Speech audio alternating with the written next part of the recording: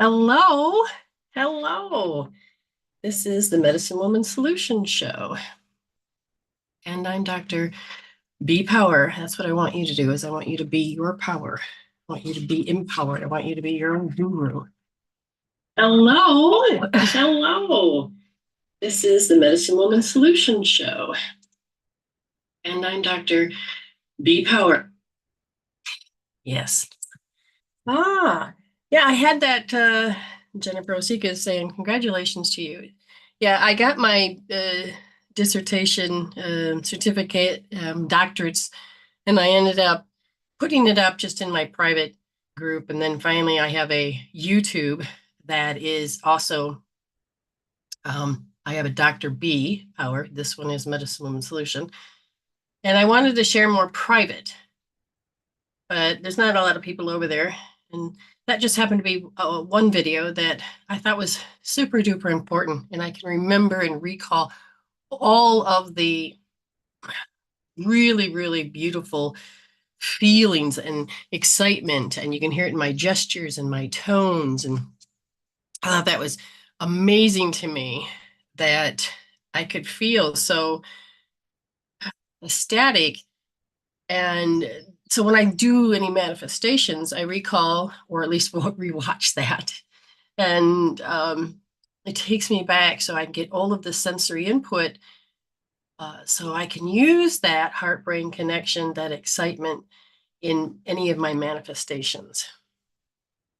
So I'm going to ask you guys this simple little thing. So one of the things I like to do is see about behaviors, belief systems, and values, and how we act and how we're doing, and what we're doing, and how we can heal it. Because for so long, I was in the realm of how fear would control every part of me.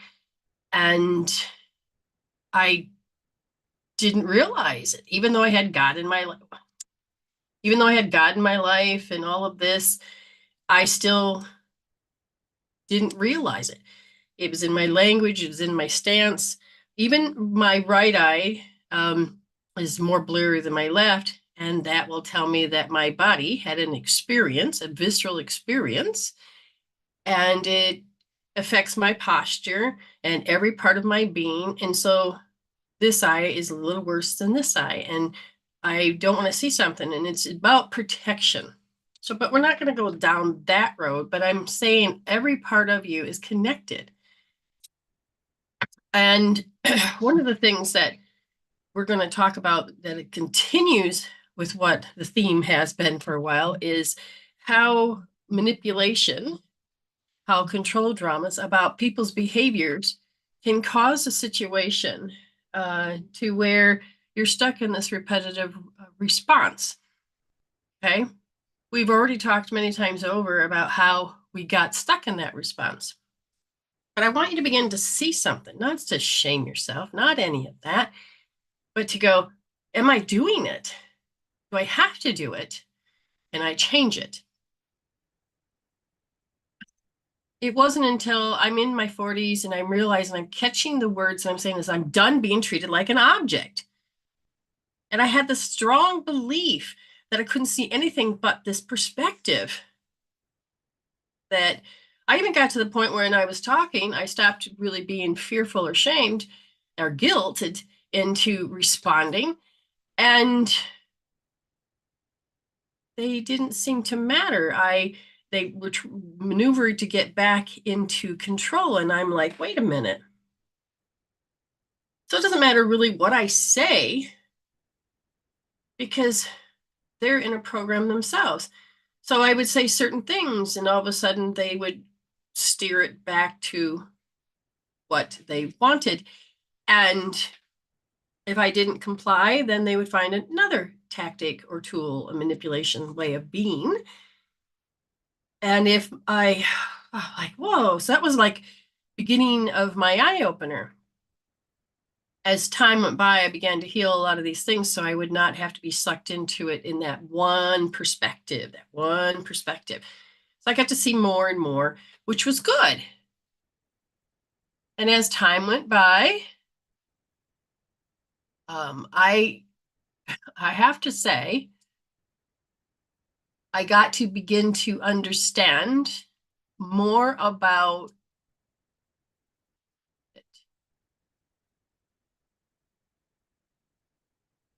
the tone and the placement of words was to shame or to guilt.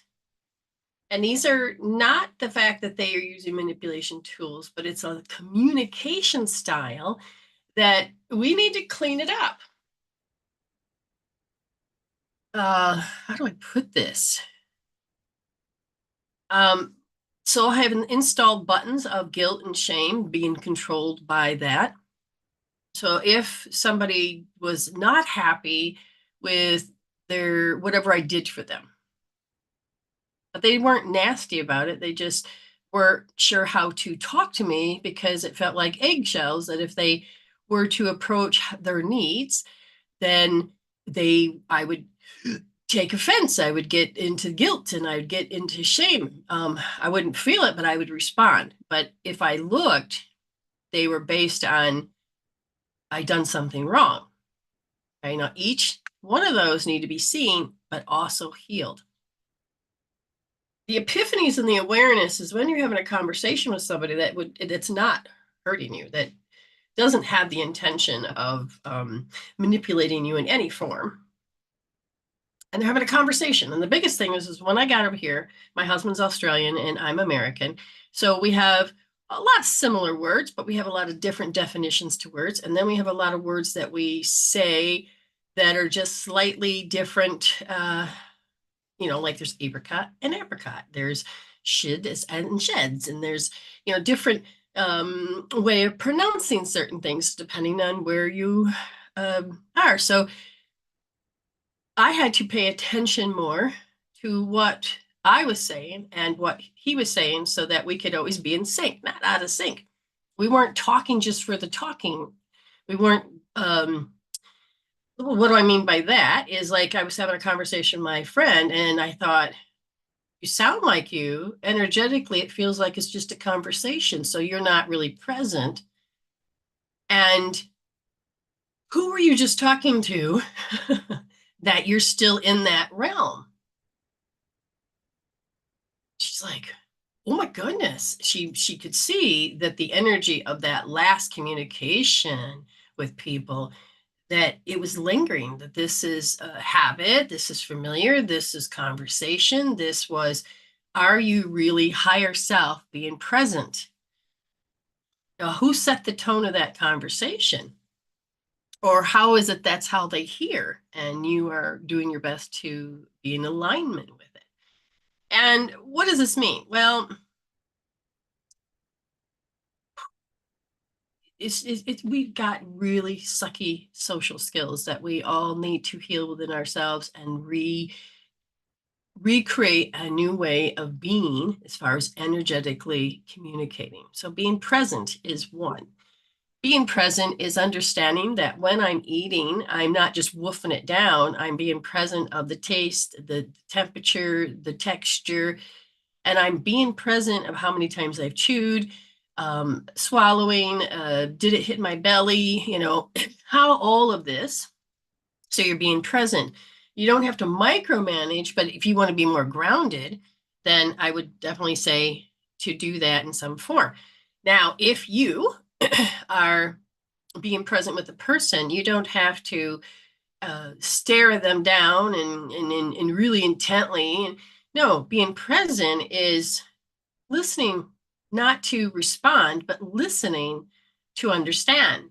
I have been like certain conversations would be, um, they already know how to finish your sentence, and that's fine. But at the same time, it's not good because you're often saying, but that's not what I was going to say. And it could lead to a fight. What do you mean? I'm not listening? And it's like, no, just let me finish my statement, because sometimes we need to come from a different angle. And that's kind of like what I was doing, is coming from a different angle. And they would respond, and then they would give me an answer, and then it'd be like, so it can cause you to be more out of sync. And without knowing you have hot buttons of, I have to protect myself from words or what people are going to manipulate, and you are on guard without knowing. So me and my husband were just having a simple conversation, and Spirit wanted me to remember um, an old pattern that so I could address today's show. So I'm standing in the kitchen. I can't even remember what he said, but I could feel it's like there was it. I had to ask, what is it? Is it guilt or shame? And he says more shame. So he wasn't shaming me, but his way of communicating, my brain interpreted that he wasn't satisfied about something, and therefore it's my fault. And now I'm shamed, and I have to fix it and overcompensate, which are all things you can heal. Overcompensation, the feeling of something's wrong, it's my fault. These contents of these words, the context, the way your statements are, the emotions that are attached to it, they all can be healed. Okay. And as I'm doing that, I could feel this coming up, and I could feel it from a different perspective from my higher self, that I don't know if he was aware that I was aware that the gestures and the tone and the response was that I felt shame and that I was trying to correct it.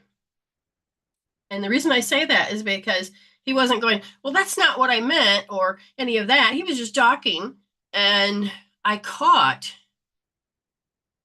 that I was in this. And I'm like, oh, so I'm doing my best. Just like when you saw, some of you, if you haven't seen my my excitement of my getting my dissertation, that certificate right there,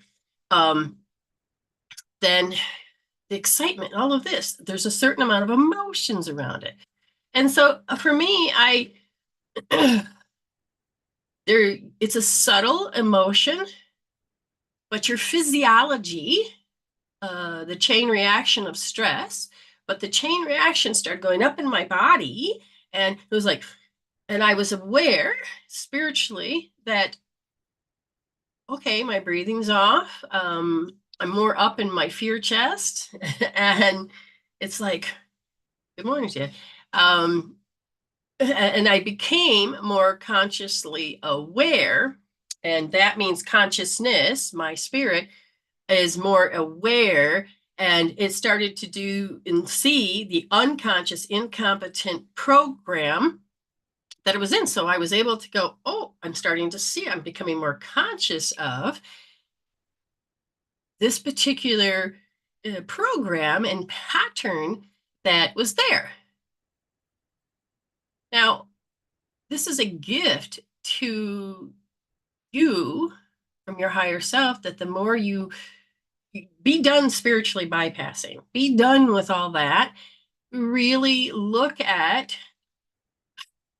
I really want to grow.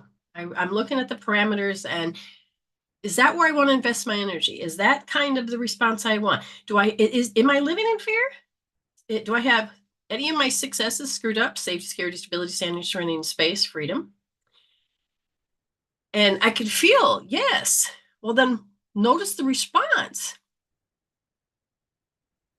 My body was saying that out here, so my brain is only seeing and looking, and it's observing to the point, is it safe? So it'll go down to your filing system, your definitions of what you've learned from your experiences or you've heard defined.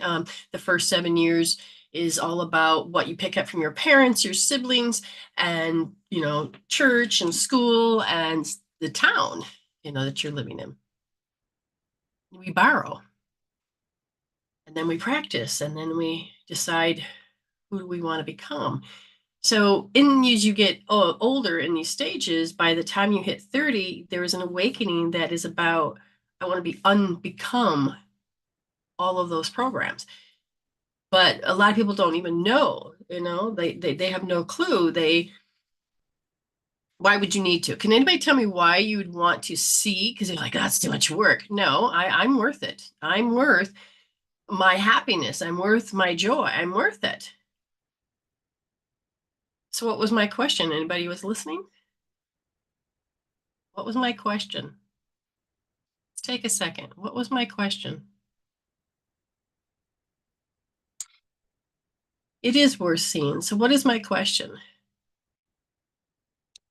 I keep forgetting there's such a delay. Oh, I'll take a moment.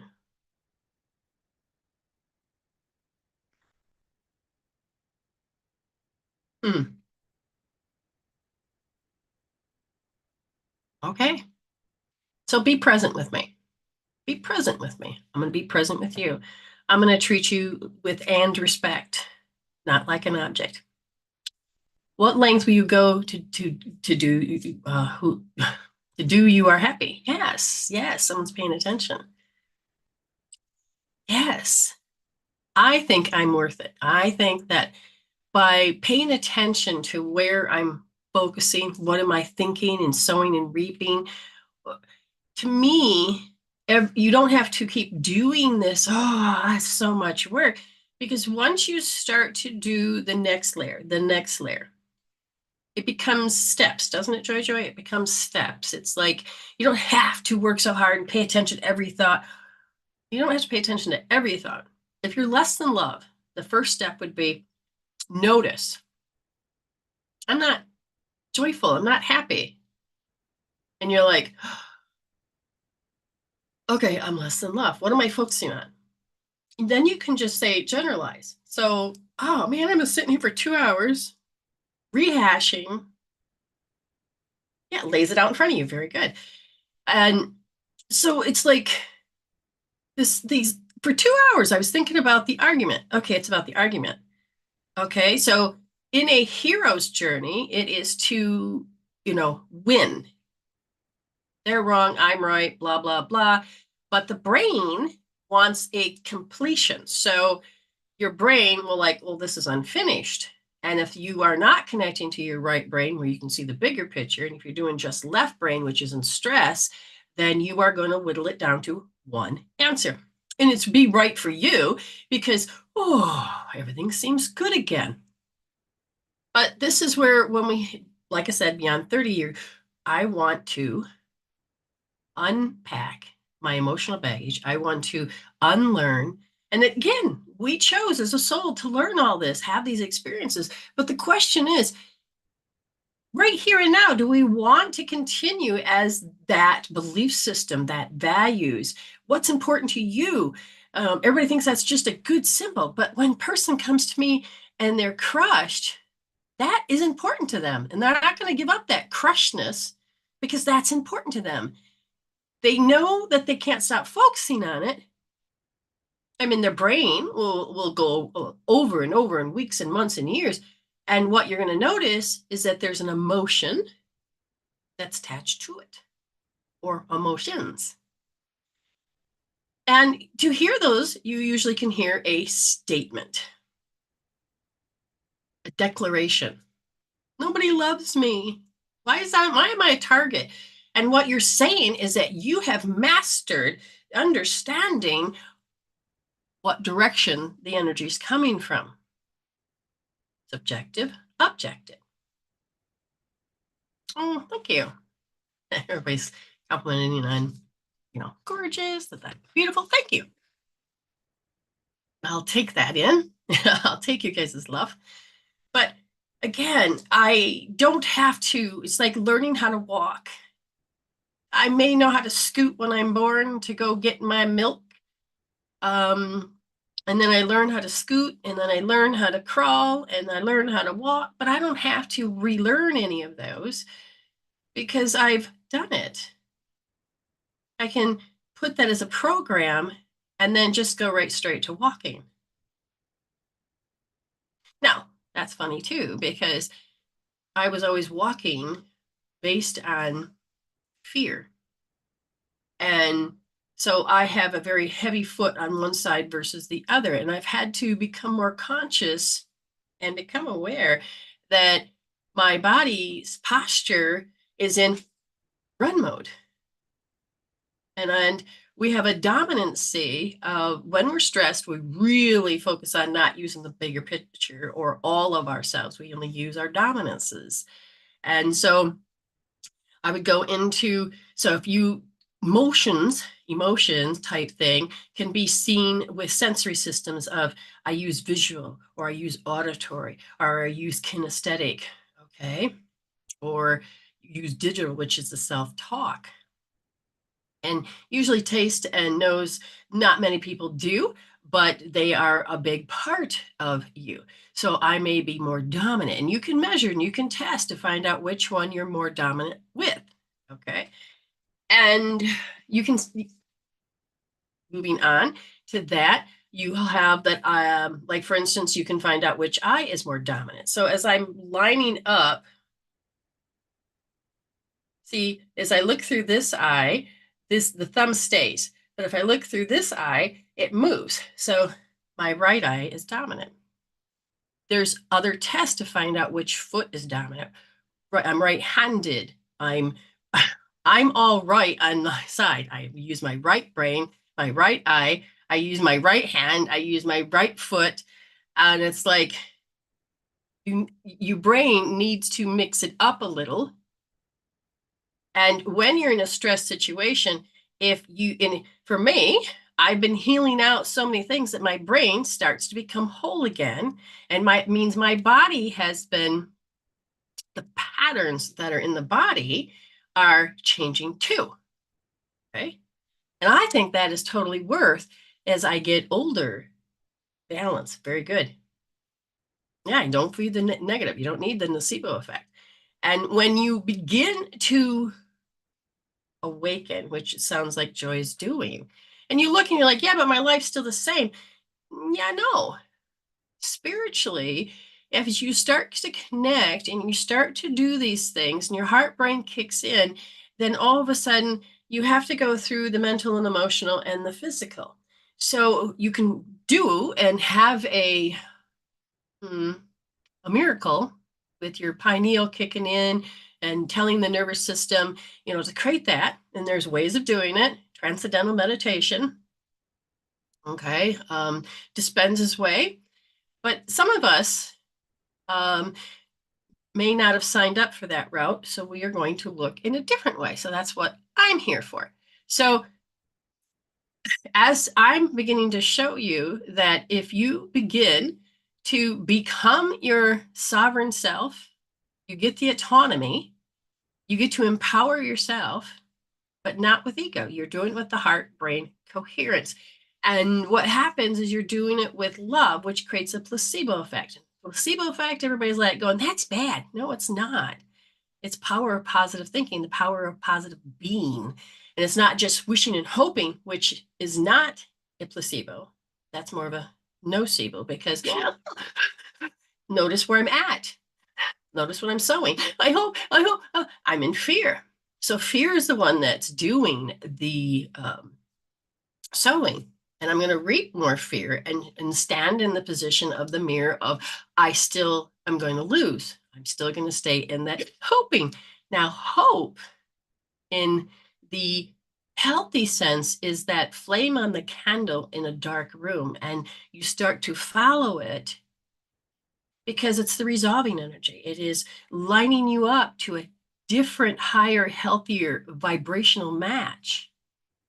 And what we do with fear is that we look around for familiarity because we want an identity, right? So we go back to our old relations and we're like, an X is an X for a reason. Why did I go back? It was familiar. And I was feeling very uncomfortable in the area I was in. But if I were to balance my heart and brain and I followed that flame of hope, which is a lot of trust and faith, not in a higher power that goes in a church. Whatever path you take is great, but there is this innate wisdom that happens inside of you that connects to the creator of all that is. And you take and you're looking at your ego and going, no, I don't need to go there. Yeah, the smallest light will take away darkness. Exactly. It transforms it because energy cannot be destroyed or created, but there's a transformation. And you learn to appreciate, and so you stand in a different position with your thoughts. Ooh. So it's like, oh, I hope. And so you think about with joy and peace and harmony, and all of a sudden you're like, if that door's open for me, great. But if a person's ego is they're separate, yeah, the mustard seed planted will grow. Exactly. And if they're separate from their heart and their brain, then they're going to be hoping, but sitting in fear. They're going to be that negative self-talk, that nocebo effect. And then all of a sudden, like, told you so. No matter if you're in the positive or the negative, and you are in a vibrational match of that, either good or bad, it's either going to be unhealthy or healthy. Why would I say that? Because one holds and maintains and creates life, while the other one does the opposite. So I want a healthier alignment. Right now, I can look out and go, oh, I'm having a crappy day, but I'm matched to it, but it's not a healthy vibrational match. So I will look to my thoughts, and I will look to my feelings, and I will listen to my language. So if you are a spiritual seeker, it sounds like, well, if you're seeking, that must mean you believe in deficiency. But if you understand the soul's urge, which is what you, if you're here, it means usually your soul has the urge. And what it's doing is like, it's not that it's seeking, it's remembering. You're not learning anything new. You're like, oh my God, this is familiar. So you got to go into the unknown, the things that we're taught to be in fear of, the unknown. It's not familiar to you. So therefore, curiosity killed the cat, right? But if you're using those parts of yourself, the higher parts of yourself that is in that faith and that wisdom, uncovering what was, very good. All of a sudden, the unfamiliar has a resolving energy, and you can feel this guidance. You're not left to your own devices. You're not just thrown out and hope to God your wings work. Sudden, the energy is that it can do it. And what was unfamiliar, do you stop focusing on? You start focusing on that this may be, so I use the word interesting, not in, oh, that's interesting. No, for me, it was like interesting. So it is a parameter thing. Interesting. So spirit will then, my brain will go, but this is familiar, not in the way that I have to go back with fear, but the familiarity with spirit that I got this trust and faith. So as I'm with my soul's urge remembering, and I'm not spiritually bypassing anything, because I'm looking at where my energy went in a loss. Okay. And I would heal that off the roots to get that energy back to support where I'm at. And so if, like, when my car decided it was going to not start on a side road, that because my car was acting funny, and I turned off and I parked. And so then I'm like, okay, so I got lost, looked at my phone. Oh, okay, I know where I'm at. And I went to start my car and it wouldn't start. And I'm like, great. And I could have went down all these negative ways. And I thought, okay. So I just imagined the flame of hope. I'm like, resolving energy. All right, spirit, what would I do? What should I do? And then the next thing you know, it was, looked at my car and I thought, if the battery's running low and if it's not quite dead, is there something running that needs to be turned off in order for the juice to go to the battery? Oh, yeah. So I had the heater on, shut that off.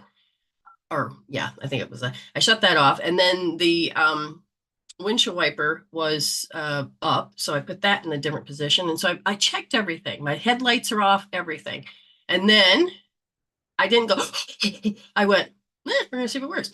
Start. Well, and in the meantime, I had already figured out, well, I don't know my way home. My GPS had stopped working. So I had got on my phone and that Google thing stopped working. And I thought, I'm in a dead zone, but that didn't scare me.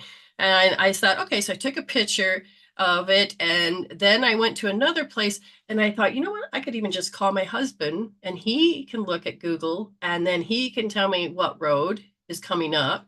and then to turn. And so I had one answer after another answer after another answer. I even had push comes to shove, I even have my car insurance people I can call, and they can come and give me a new battery. But I didn't go there in that familiar fear. Fear is not my leader. My familiarity should never have to be fear. It was growing up. And I'm redirecting how I stayed in a relationship. And I was so thankful that if the end of the world was coming, I wasn't going to starve or die, because he knew how to use a gun. He knew how to plant food. He knew how to, and it was like, wait, what? So I was obviously in a state of fear.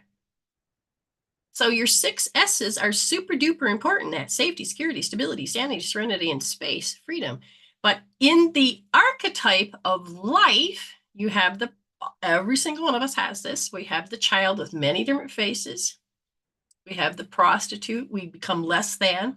What will we do to get?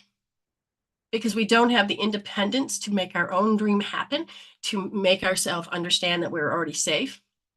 The victim, that you have to constantly be off balance and receive that type of energy and be fearful of the world. And the self-sabotage.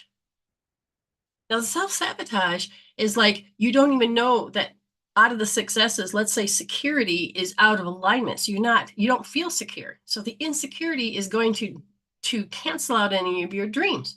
So now you're treating yourself as the object. And you're like, what? So when you start to step up and hold space for yourself as a spiritual being, you're remembering, and you're taking your energy off the roots with fear. You're saying, done, take it off of fear, and you're transforming it in a state of love. But the wisdom comes with it. But this is why, if you don't do it with the tool, you're only intellectualizing, which only causes you more hell. It makes the brain worse. But the brain needs to actually become healthier. You need a healthy brain. This is why nutrition is good for the brain. Your thinking and positive feeds the brain.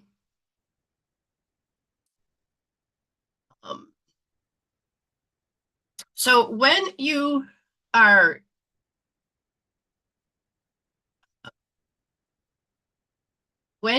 being distracted by energies, it pulls you out of the now. And if you're there as one that like always resolves, or always has the answers, or always this and that, you pick and choose. Where do you want your energy to go? Where do you want, like right now, the show needs to go forward, and this is what we're doing. And I got distracted by someone saying hashtag FYP. Now, I used to know what that means. So someone says, what's FYP? Well, a hashtag is bringing forward that algorithm. And what is FYP? I forgot what it meant. So, but at the same time, I could have dropped. For me, it was like, oh, glitter, and takes me away from what I was doing. But you can use it to communicate with in a different way. We'll get you the answer in just a moment. For your page, that's it. Hashtag for your page. And so it's for my page. Thank you very much, Ayme. Okay, so being treated like an object. I had no idea that these 3 things, fear, guilt, and shame, are the controllers for manipulators. And I thought, wow, every week do I always want to be working on? I mean, I have lots of pages here that have to do with manipulation tactics. And what I realized is that when you are below 30, you're creating an identity. And by the time you hit 30, you have already created an identity that you won't grow any further. And yet you have that next part of your awakening, not just to age, but become more. And my body can feel energies from people in situations. And if your aura is not working properly, it's going to affect you more.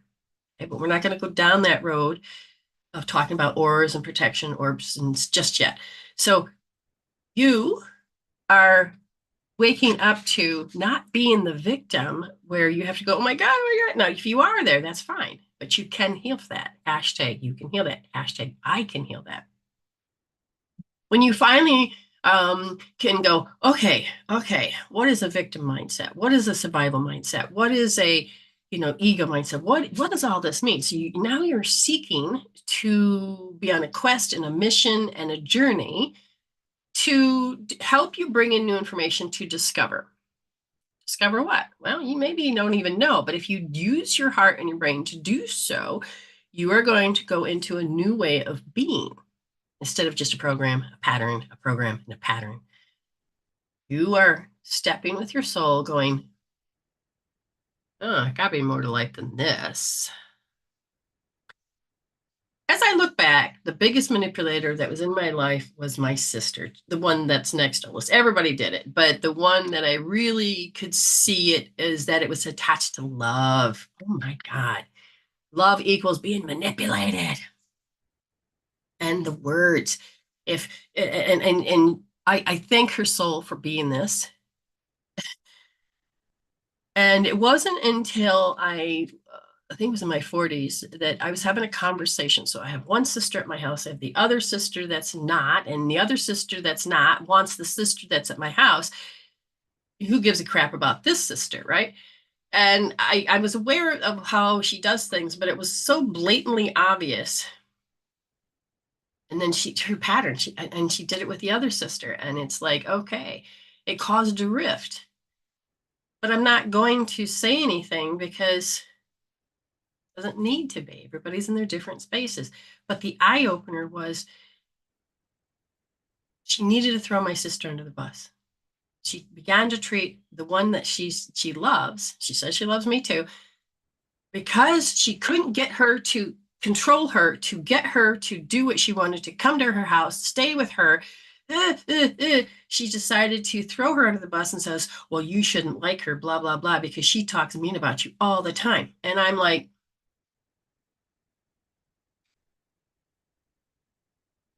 oh my God. How you do anything is how you do everything. And this is what you've always done. You're shaking the jar. You're hoping to get your needs met because you can't find a way to resolve them. It is to shake that jar. And I didn't comply. So she had to do a payback.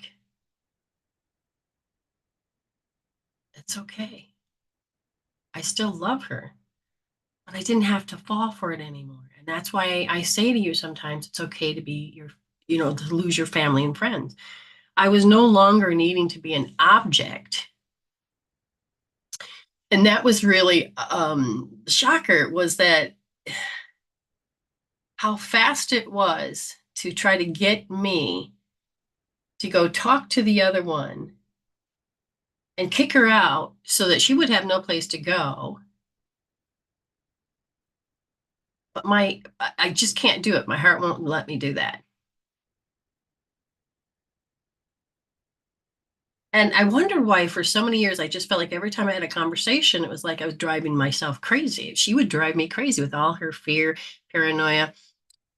And me trying to convince her, this is my life. No, you should be doing it this way. And it's like, Spirit says, you were born in your body. You were born and your body does things differently.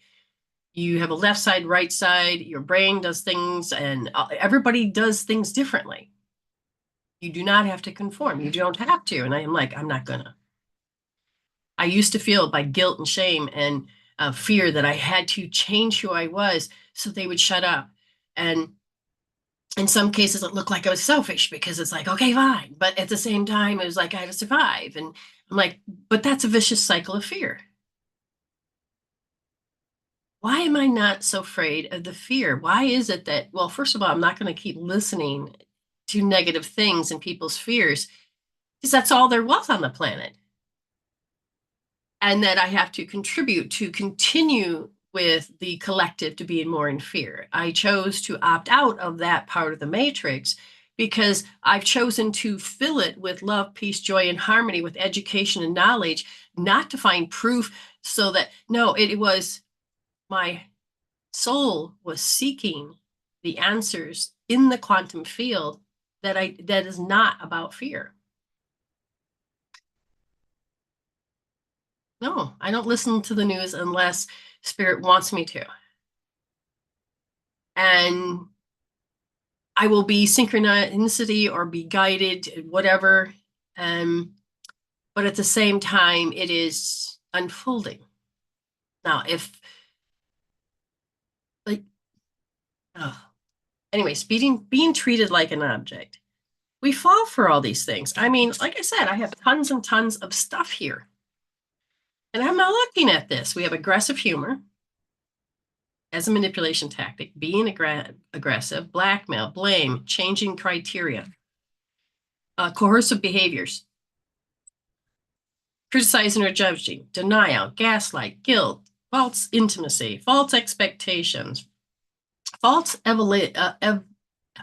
evaluations, fake normal, favor of gifts, fill emotional needs, flattery, isolation, love bombing, lying, moving goalpost, over asking.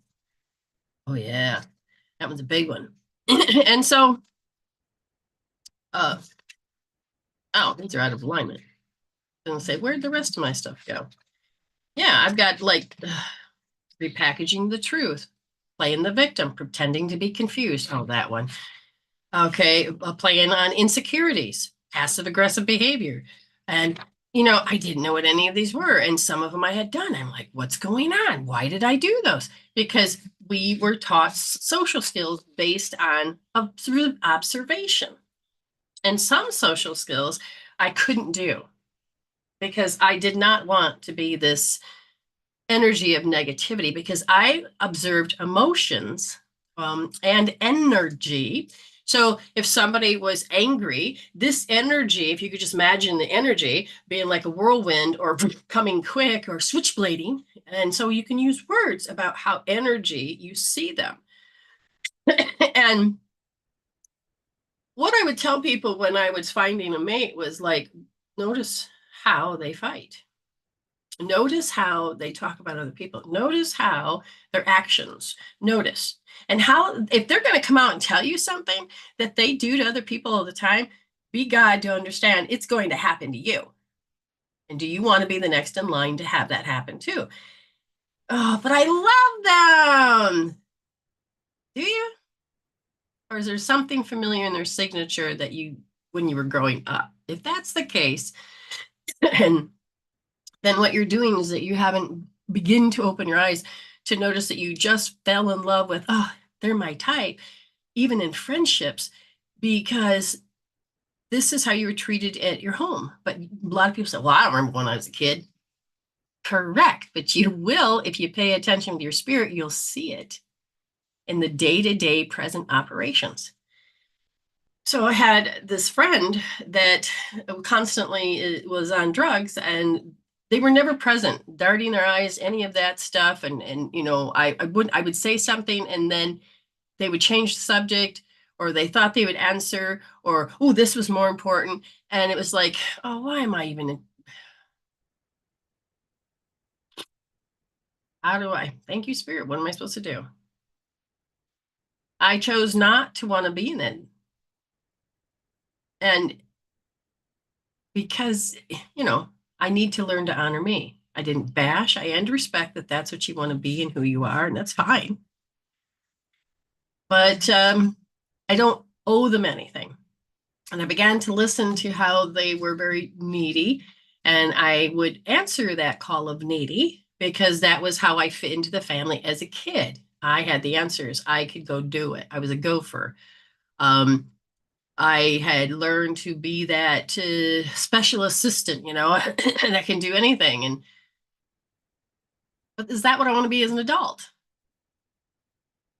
And I could feel that I wanted to save or help or do, and like, they don't need me. Why am I judging that they need me?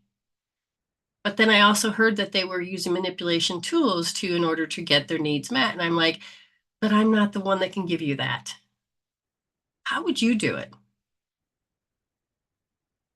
There's got to be. Let's brainstorm. Let's hear your ideas. I want to empower people to know that they already have the answers in them, but they have to begin to turn and trust themselves. Have faith in that, believe in yourself, turning to a higher frequency that allows you to be in a space of listening with synchronicities, knowing that you are creating that cup of peace. I chose not to be an object anymore. And I had to learn what that meant. Didn't mean they were bad people. It just meant this part of the social scheme I no longer needing to play in. The same as I don't need to do competition, conflict, comparison. I can use them as a catalog of life, of how I want to create my life. Talk to me. You're beautiful at listening, but talk to me. Have you been treated like an object? They, so like for instance, they don't want to actually follow through on your ideas, but they'll sit there and listen. But are they? Have they chose not to answer so that you stop asking or sharing? And when it comes time for things to happen, your idea is completely out the window and they've convinced you it's a better way.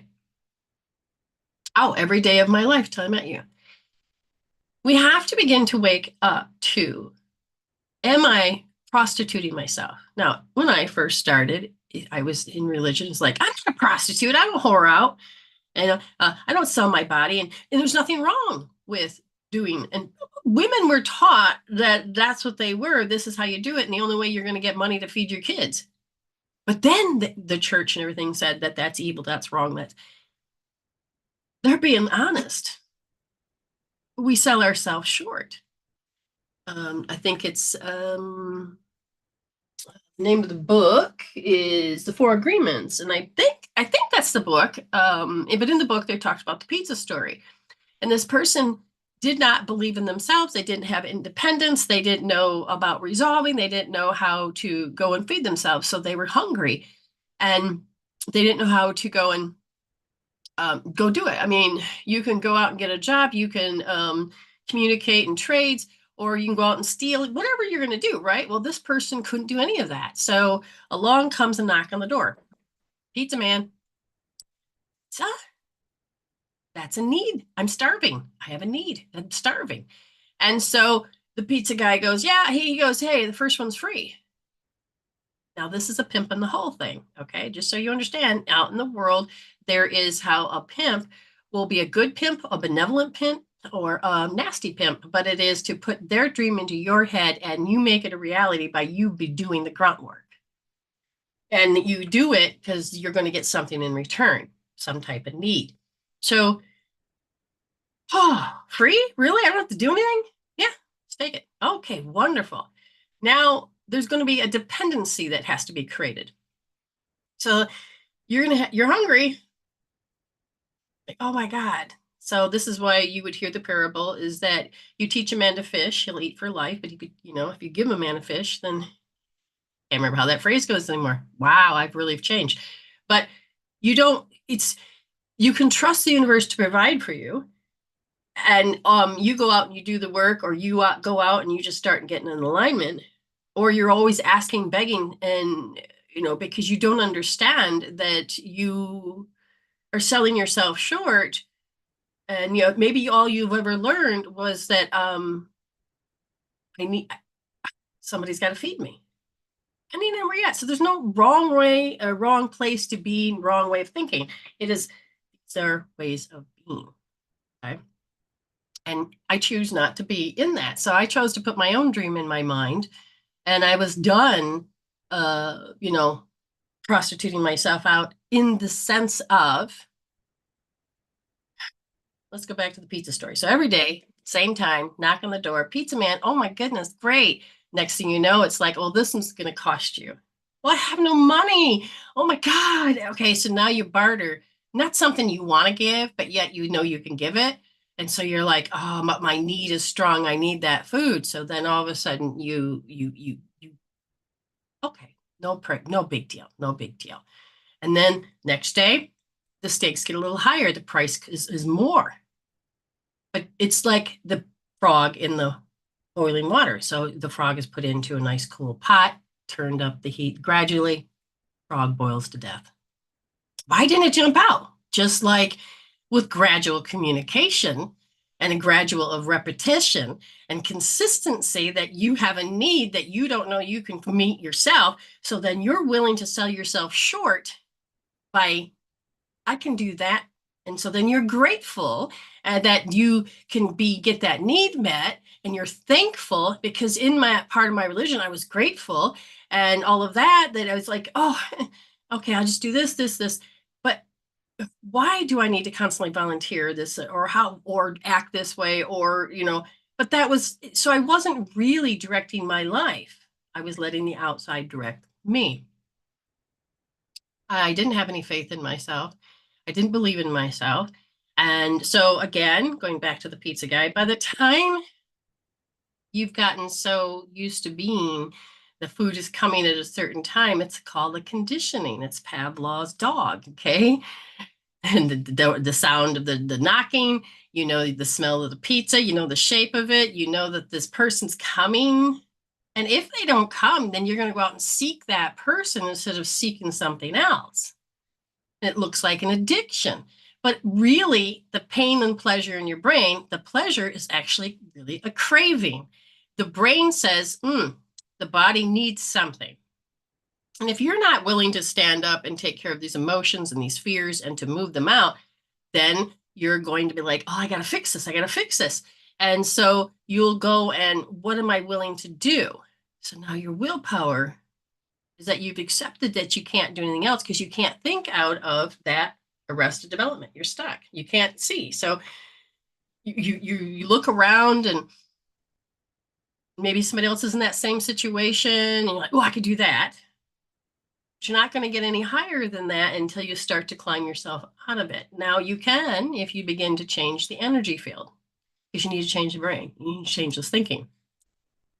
Well, I had no idea that I was treated like an object. So here I am, okay, I'm married, I'm in love, and there was nothing wrong with that. I was in love, but I had no sovereignty. I had no autonomy. I had no believing in myself. And then when I began to believe in myself and what I did and how I'm doing, which is this, then I was told that they're not going to be a part of my life. So love was being withheld. And I started to quiet myself down. And so I didn't do it in front of them. And I was basically hiding in a corner. And every time that I maybe spoke about this, all of a sudden it'd be, and the manipulation tool, the button was pushed and I had no clue. The conditioning of the Pavlov had begun. And all of a sudden my body would respond and then and so then my body started to get more and more sick. Like, oh my gosh, this is on me. I can't blame them. So I had to look at the emotion and I realized it was fear and I realized it was the blame, the guilt, the shame. Their world was the only world that existed. And if they had to control it. Good little doggy. But when I decided to remove those installs, those conditionings, and be unafraid and notice that, I just took the word in and I'm blaming myself. He just blamed me. Oh, that hurt. I got to correct this. I got to overcompensate. And it's like, stop. Why am I doing this? Well, my body is in a pattern and a program. I can disrupt this. So EFT, I start tapping, using other tools that I have, and I started to kick fear to the curb. I started balancing my brain back to joy and peace and harmony.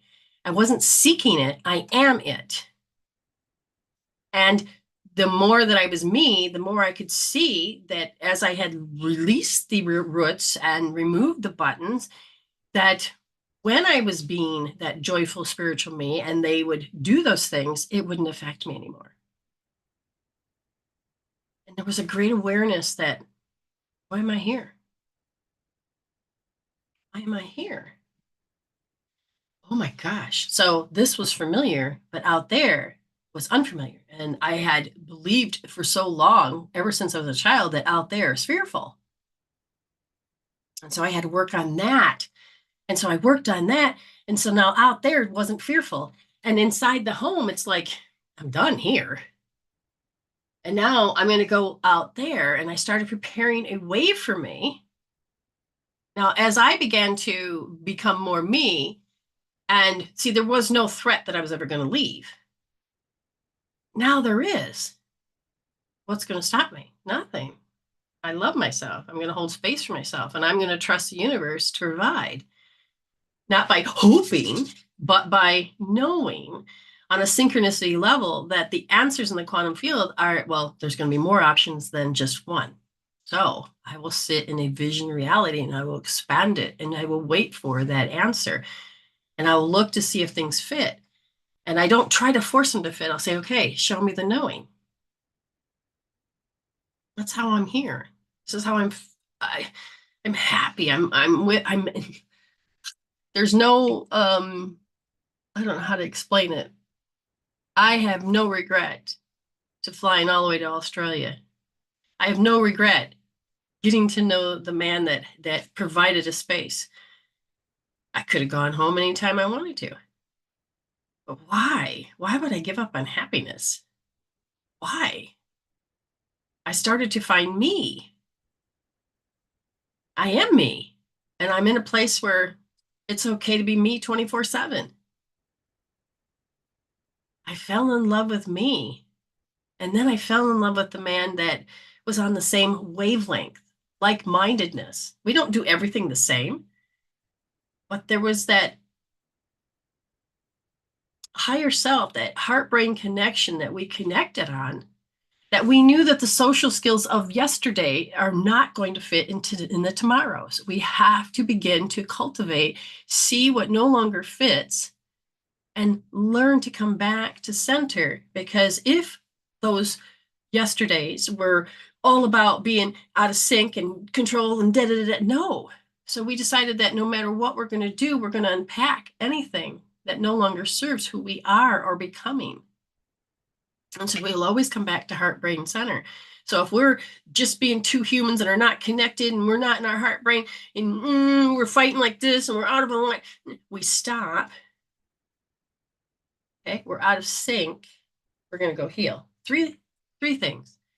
And all of a sudden, it isn't about what they're going to think, and they're going to get to fight and win. And you go in and you heal your shit, the emotions, the words and the thoughts and the emotions. Because when you calm down and your innate wisdom calms down that innate, the emotional chemical peptide, the thoughts are become, the sentences change.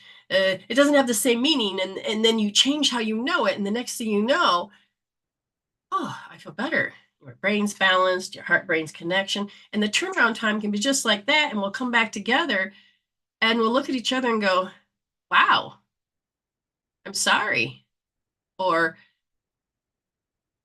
we don't sweep things under the rug, but we don't keep being in that same mental crap show and bring up the stuff that is never going to get resolved, because it's not even about us. It's about the mirror of the past for both of us. And we're bringing it to the table, but we're helping each other walk each other home.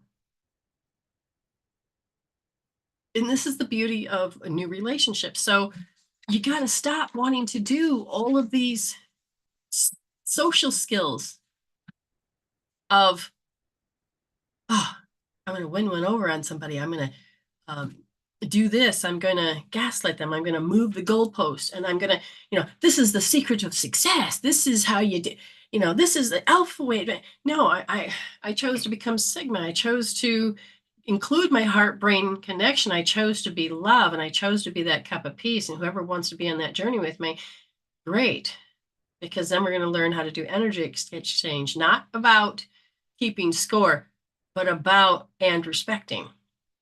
And so there's no need. Your needs change drastically because you start getting sovereignty. You start getting autonomy. And your 6S's start to become balanced. And all of a sudden, live in a state of joy.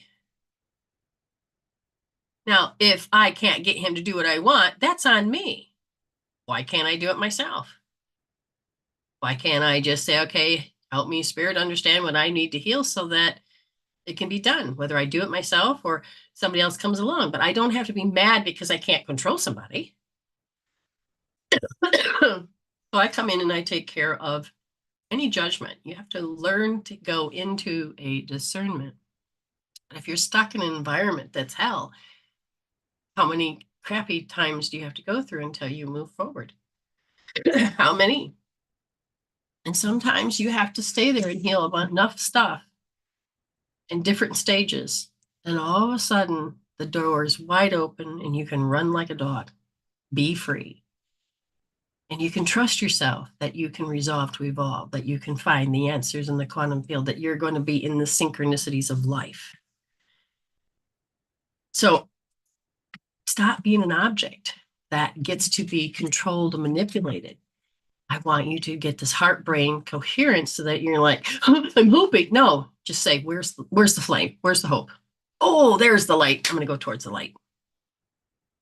And once you do, and you get that synchronicity of love playing out, the universe starts to show you, oh, this is the stuff you all ignored before. Now, well, here it is. So when you are in a shit show, your soul's, can you heal it now? Because the quantum field says you haven't even looked over at this goodness yet. This healthy stuff over here. Can you heal it now so we can go back to center of balance? And I say yes. I say yes. Because I no longer need to be in that below 500 field. No, it may come up. It shows that the record and the soul says, can you heal it now? And I will. I will tap. I will hold points. I will do whatever's necessary so I can stop that energy flow, so I can transform it into something higher, change the frequency, change the vibration, which changes my timeline. Okay. Because you can change and create different paradoxes, different places to go. I know that seems long-winded, but just look around. Are you done being an object? Are you done working in that object field of fear, guilt, and shame? Are these buttons that are being pushed? Are you pushing others? And are you done with this? Because the 4 archetypes need to be grown so they look like the figure 8, which means you're balancing out with wisdom. Why would we need the prostitute card? There's a positive and a shadow side and a light side. Then you have the victim that has the shadow or the light side. You have the child with many faces, the shadow or the light side.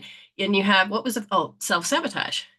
But when you go into those extremes and you begin to heal out with the emotion, and that changes the words, getting yourself back to balance, your heart and brain connection begins to see more of what you haven't chosen, which is the healthy alignment.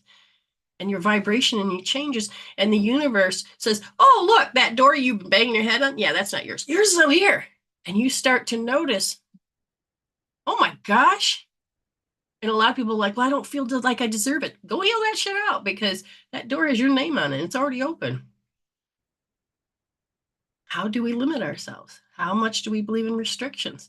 And when we say your value, it's what's important to you.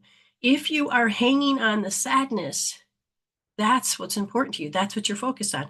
And is it really what you think is important, is the sadness? And you can ask a whole set of new questions. Ah, beautiful spirit talk. Thank you. Okay, good. Someone understood it. Sometimes I don't know whether or not it's making any sense. Tried to weave it back together, the topic. All right. Well, we have a good day going on. And let's see. Open this up. That's what I'll do. If you're new here, you get a free reading. And I believe Ayme has given some piffs, but I'm not going to assume. I have to, sometimes she spices up on me and, just thank her for doing what she does. And she's, yes, okay. So, oops, don't use that or that. Yeah, I can use that. Okay. So what I'll put here is that we have the piffs. We got 3. And so we'll be doing the duck race. So if you want to have a piff, then you go ahead and let me know, and I'll put your name down and for those. Ayme is coming on, so there's a video. Okay, I love her dedication of growing and seeking and healing, because her new normal is to, all right, what can I do today for better tomorrows? So being in the now of knowing you're in alignment, you love it, you witness it. But if you feel out of alignment, you're witnessing, you're noticing, and you're healing, and and it's in the discovery that creates the recovery. All right. We have another one that, Osika says, okay. Does not do well with people. Okay, so it is Jennifer is, okay, so Jennifer's chat, and it is with George. Right. Oh, gotcha. So he has trouble with people. Don't deal with people. He doesn't, I feel like don't deal. I'll just put that down. Okay.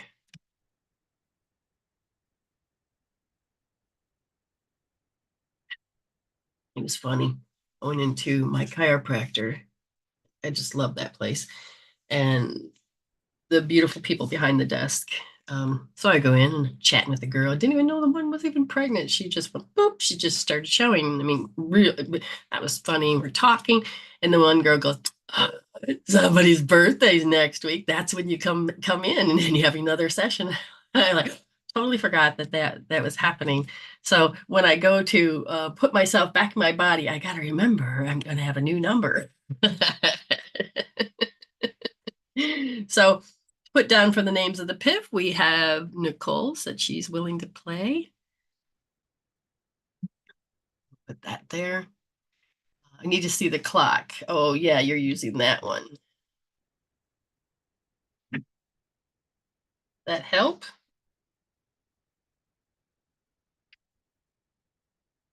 Remember, any reading that you may have, you go ahead and you on YouTube, you can watch it over and over again. That's a good thing. So if you felt like you have received information and want to, and you think this is like, yeah, man, I want to know more of this, then subscribe and hit that bell so that you can be notified when I do the shows. I noticed that too, 11:11, and then there's another 11, and so I was like, oh, look at all those.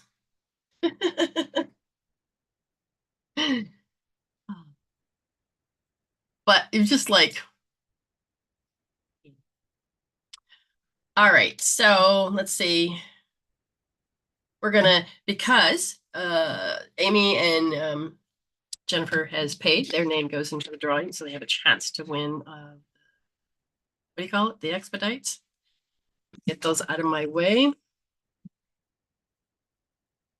Now, remember, your part, if you ever received anything, kind of put it back in. Allow yourself to glare there too. Shoot. Give back in some form. Okay. Give back in some form. That helps. Energy exchange is super important. So share or however you choose to do it. They had to knock her down. Wait, they had to knock her down, had her door down, and he was stuck on the bed. Firemen, police, and ambulance people. So he has trauma. That's good information. That is good information. So, Spirit, how can we help an animal that has experienced consciousness in that form? Well, there is, okay, so repulsion compatibility. And one of the things that I do with that is that I had given it to someone and they started to use it on their pet because I told them, I says, do this. So it was a tool that was used on humans, but you can use it on people. Um, and in this case, I feel like that might be beneficial to do. And even doing OMG. So if the dog is aware, and like you're going to say, oh, you're going to get groomed, and they start to get frightened, or you're aware that somebody's coming over and the dog's getting frightened, you can place on their little puppy forehead and on top of their little head, you can put your hand there while they're going through the experience. Now you can use muscle testing in other ways that are going to help you measure or watch how the dog calms down, gives you a sign or signal that it is working. Okay. But the other one is, she's taken the tool and she started using it in her practice with animals and getting results. And pup tapping is what she refers to it as. So this is what I showed her. So what happens is you'll do the breathing. You can even put your hand on your head, however you choose to do it. But the point is the 4 breaths is intention is being the dog, becoming the dog. And so you're going to be touching the dog, being the dog, and you're going to do your best to measure, like, what are you feeling? But if that's their very own, you can imagine, share that space. So you just say the dog's name, I am George, like 3 times. And then you do the breathing. The 4 types of breathing is breathe in and then hold. Breathe out and then hold. Pant, and then you breathe in and out normal. So you will start at the forehead and go all the way down the back of the dog. And you can tap like this or karate chop like this, but you're creating a tsunami of energy that can help with the spinal cord and the spinal fluids that can help bring the dog back out of stress. Okay. So, let's say you're doing it on your dog. I'm going to do it on me, and then we'll use imagination. So you're breathing. Okay, so it goes, hold your breath. That's the second round. You breathe out. Hold your breath. Second round. And then, now don't go back up. Go one direction. Once you get here, lift off, come back. Okay. And then when you get to normal, come back up and go.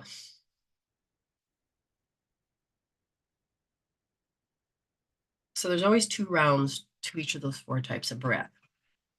So with your dog, okay, so you're touching your dog and you're imagining. Now you can hold your breath, and you can do it if you're clever. You can do it, both of you, or you can hold this and then you can do this. Or if you can't do that, then let's just say you can't. You're not that coordinated yet. You're going to breathe in, and you're going to begin at the forehead. So you go, hold your breath, hold your breath.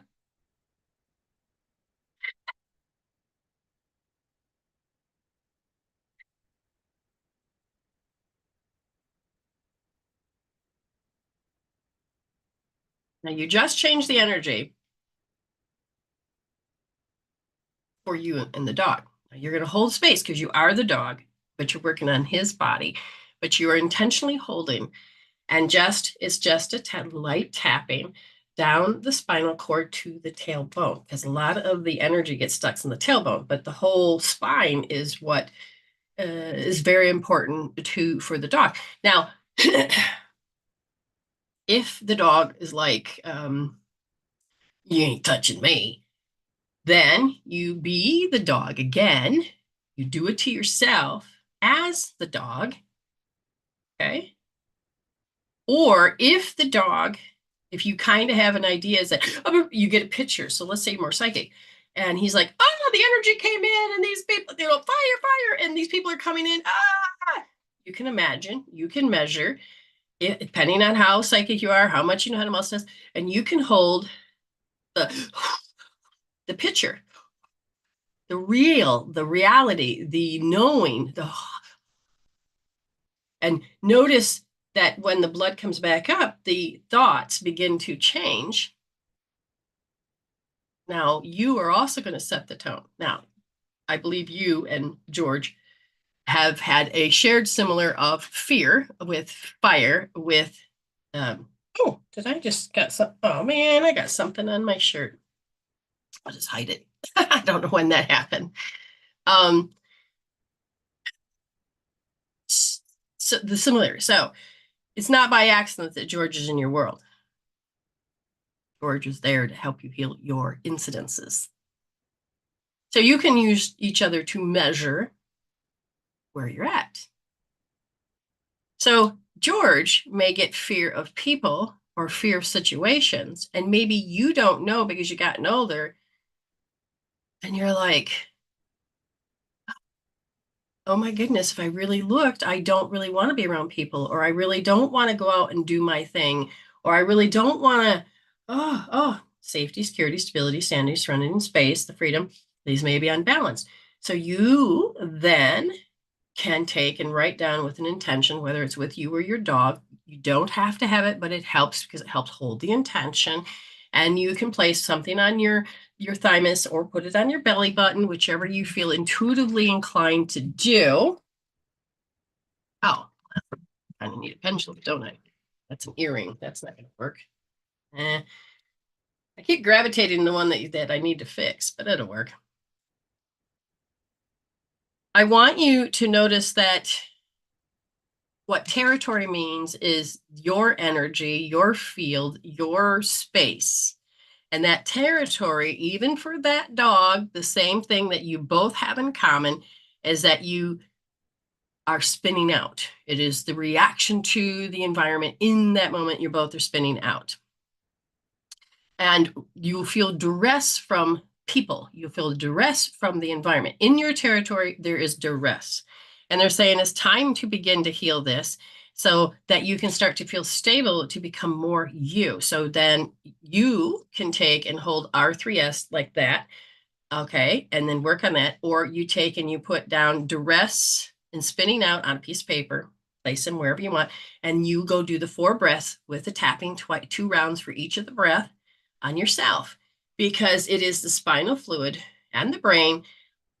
This is a whole unit all the way down to your torso, head to toe. It's one unit. Everybody thinks it's separate. No, it's one unit. So if I'm scared in my right eye, I'm scared, then this eye may be less than perfect and this is better, or because I don't want to see what's over here. For me, the way the light comes in and refracts in, the eye doctor will say, I have problems receiving energy coming in from this direction. And so it makes my eyes not want to see. And knowing that is a big tool when you go to heal. Okay. So if you happen to go to the eye doctor and you say, hey, which way does my eyes get stuck? Or I can't remember the exact words for it. Now, the right eye can be connected. So if you ever had braces, your jaws are connected, your teeth are connected to your eyes. And so if you begin to understand this is about certain decisions, this is about how you see things, it's going to affect the physiology of your breathing and your spine. It's going to throw your hips out of place, your diaphragm out of place. Your diaphragm really needs to be working properly. And you have all these different levels of diaphragms that have are carrying the pattern to a program that's unresolved. Okay, so you're complicated. Hopefully by doing these little things, this is why people are like, well, I just healed that out emotionally. Okay, but your brain has memorized the pattern and the posture and the program. And if you're still walking that pattern and an unresolved issue and you don't feel it, you still have to physically decide if you're going to pay attention to the way you breathe. Are you going to pay attention to how you're sitting, or how does music bother you, or how does the environment sounds, or how, what dominant sensory system, okay, so has become more so dominant when you're stressed. And what you do then is you take that, it's a whole other healing tool. But this is why sensory eye accessing works a lot, or ear accessing works a lot. So I'm going to say that you could do, when you look at that part that was fractured, that had been scared, you don't heal you, you heal it. You heal the part of you that you had fractured, that you put over here because you didn't know how to cope, handle, and deal with the emotions, any of this stuff. Now, as you are beginning to heal it, you still have to address this part of yourself. And so if you can say, hey, to yourself, I want to heal this. It is your little saying, I don't know what to do when people are emotionally unstable, which means they could just be angry or their emotion, whatever, and just throws you into a same reaction, or your body does it. And for you, I'm asking if it has to do with hearing, seeing, feeling. So kinesthetic. And I said, is it self-talk? Not necessarily. It's a kinesthetic thing. So that means it's outside. It's outside. So, oh, well, even if you've never had braces, but your gums are very sensitive, what happens is the physiology of the experience. So this is where I'm saying on a physical level, everything is connected. And that was just an example so that people understand. For you, you're going to be working with your little and have them hold right wrist, third position, nice and soft. Okay. And why? Why? Because they have trouble dealing with people, and there's going to be all these emotions that people are going to throw. This is like if you're okay because someone died and then you go to the funeral, all of a sudden the emotions they're going to throw you off, and you are like, oh, why did you? So you woke up that part that was like, oh, okay, everything's good. Okay, it's good. You never dealt with it. You just kind of suppressed it. Well, then that stuff comes up.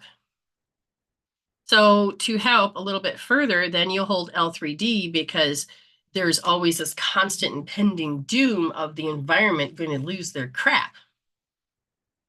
And then when you heal this, you can even think of how George can be looking at your emotions or other people's emotions, and he can be this mirror. And you can then look at George and begin to think, wonder what his experience is like. And you connect on that level, you can heal. Now, when you're all done, you got to break connections. Otherwise, you can do a whole bunch of things to you. So you got to get back to making sure that you're in your body. Do peanut butter for separation. If you don't know what peanut butter is, it's a healing tool that helps separate the energy. Celtic weave separates the energy, balances it out. Do connecting heaven and earth, and doing the hookup. So you are, George is George, you are you, and you can be in a shared space again without losing who you are. Okay. People think that, oh, I'm going to just do this with this person, and later on you have all these issues. I had one person, they didn't even know that they became their dog, and all of a sudden they swear to God they're pregnant. They want meat, they want this, they want that, and they were picking up their dog. Their dog was pregnant. So sometimes you need to let people and animals be just themselves. Okay. Thank you for letting me ramble. I think that has given you more. Well, that is wonderful, Angela. She says when she had to go to the service, she could literally feel the love in the room at the service. Wonderful. See, if you can pick that up, that's great. It's really good. But you can practice before the dog's groomer. You can say, Spirit, show me, how do I look at this dog? And is he having difficulty dealing with people? Then you just, do your best. Just do your best to know when to use the tool. But you can do pup tapping on that. All right. Now, anybody else want to be in the PIFs? Because we have Nichole. And I see Angela here. You want to be in? You're welcome. You're welcome. Crystal, do you want to be in the drawing as well? So have Nichole. Just thought he was going to be in an urn, not in a casket. Yeah, I bet you that would throw you off. Yes. So it's how we prepare ourselves. How we prepare ourselves. All right, so I got Nichole, Crystal, and I'm just waiting for a yes for Angela. Yes, please, or Piff. Oh, my nose. We're gonna wait a little bit longer because it's only 11:30, and so I've got to figure out a way to get using Vision Reality. I got a yes to get, see what we need to do. I have a feeling Facebook is, even though this is YouTube, a lot of the people that have groups and things that are on Facebook, and it's like, even though it's still number one use, it is also jumped the shark, and eventually it's. I think I have to find a new platform besides YouTube. I'm aiming for new YouTube to become stronger and all of this. So I'm going to just hold space, put the word out, whatever you need to do. But yes, let's get into agreement that we're going to explore more at growing. Something's got my attention. Give me a second. Oh, good, good, good. That makes sense. Okay. So yes, I will be putting up tiny little tidbits of different things on YouTube. Whether it's this one, MWSoultion, that's SOULTION, or on Dr. B Power. And that one's more of a personal thing. Thank you, Spirit for Growth. Thank you for coming in agreement with me. And that's what we're doing. We're holding a new intention for MWSoultion to take to the next reset. Where is it going? And we're ready to go further. So yes, another person that comes in agreement. So it helps. I'm going to just go quickly because I know other people are probably at work. So I'm going to ask Ayme if she's willing to come on now. Let me get my link. I feel like it might be a real short day, and that's okay. That's all right. It just, you're used to a certain format. Where is it? Okay. There's something out of sync here. And I'm going to just say, if you ever feel wiped out, or you feel like you can't think or read, or things just seem to be discombobulated, I'm going to do what's called Wayne Cook. So I'm going to put my hands out and then cross my ankles.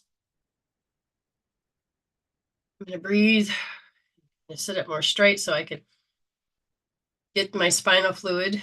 And I'm going to turn on my feet so they are like little vacuums. What does that mean? On the bottom of your foot is called the well springs of life. So I'm using intention to grab love from the field. So it's right there. It's just like right in that arch area.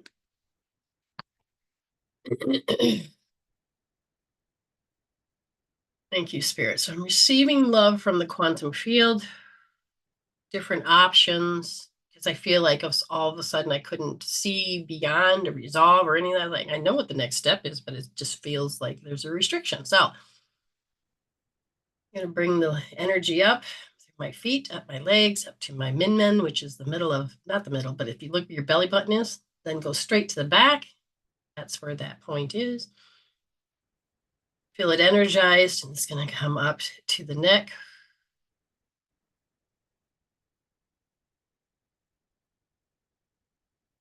Now I'm going to switch hands and ankles, because we want the left side and the right side to become in balance. We don't need to be stressed and where one, the dominant become more dominant. So I see less of the whole picture.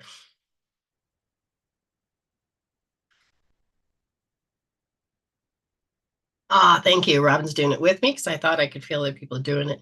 Now this is really going to help set the stage of holding it in our field. Oh, wow. I feel much better. I just heard some like chimes. wind blew and all of a sudden I heard some chimes.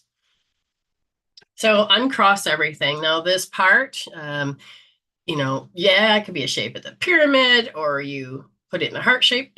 There's nothing evil about it. You have a right side, left side coming together, creating these points, however you choose. The peak is good because it connects the large intestine with large intestine, lung with lung, your pericardium, triple warmer, and heart and small intestine. And you're touching the pineal point, which allows the left side, the right side of the brain, and the left meridians and the right meridians to make a circuit so that you are starting to become more harmonious. But if you feel you can't, that's fine. Just put it into a heart shape. If it has to please others, you just imagine everything's working. Well, no problem. Just stay safe, Crystal. Stay safe. Okay, and usually with a yawn, that tells you that there's energy moving. It could be a big one. Ooh. Okay. Let's get cracking. Hey, Phil? All right. We're going to go and get that link. Go over and get Miss Ayme. We're going to see what the ongoing, see what's happening here. Oops. It'd be good if I actually sent it. So, Angela's doing it. That's wonderful. You can always do it at any time. Yes, I know. I feel like my right side, my right and left side of my brain, things are better. So because I have all these different tools, I go and I talk to different people that are supposedly in these professionals. Oh, good. Vicky Johnny. And it's nice to see different opinions. Doesn't mean this way's right, that way's wrong. It just means, can you look at the parameters and see a little bit more? But do you have to be influenced? Like I had this one person that was trying to influence me that way I was thinking was wrong. That's not true. And I'm like, but you're not in my shoes. So I got it. I got that I was supposed to see that they could not think beyond, which was very interesting. Hi. Oops, we got to get the button here so we can hear you. There, can you hear me now? Gotcha. So Amy's not in her home front, but she is so dedicated to herself and to the show and to me and the growth, because I know that when she's like not Ayme, but she'll miss herself. She knows what she wants to be. Everybody's saying Mhm. hi, and so people are saying they feel better. That's good, good. So what you need to tell me is, where do you want me to help? How do you want me to help you? What's going on? Is Today has been an amazing day, actually. Yay! Um, I am at my cousin's house again. I had impressions made for new teeth, Oh, which in 2 weeks I'll come back and they'll do whatever it is that they do at that next appointment.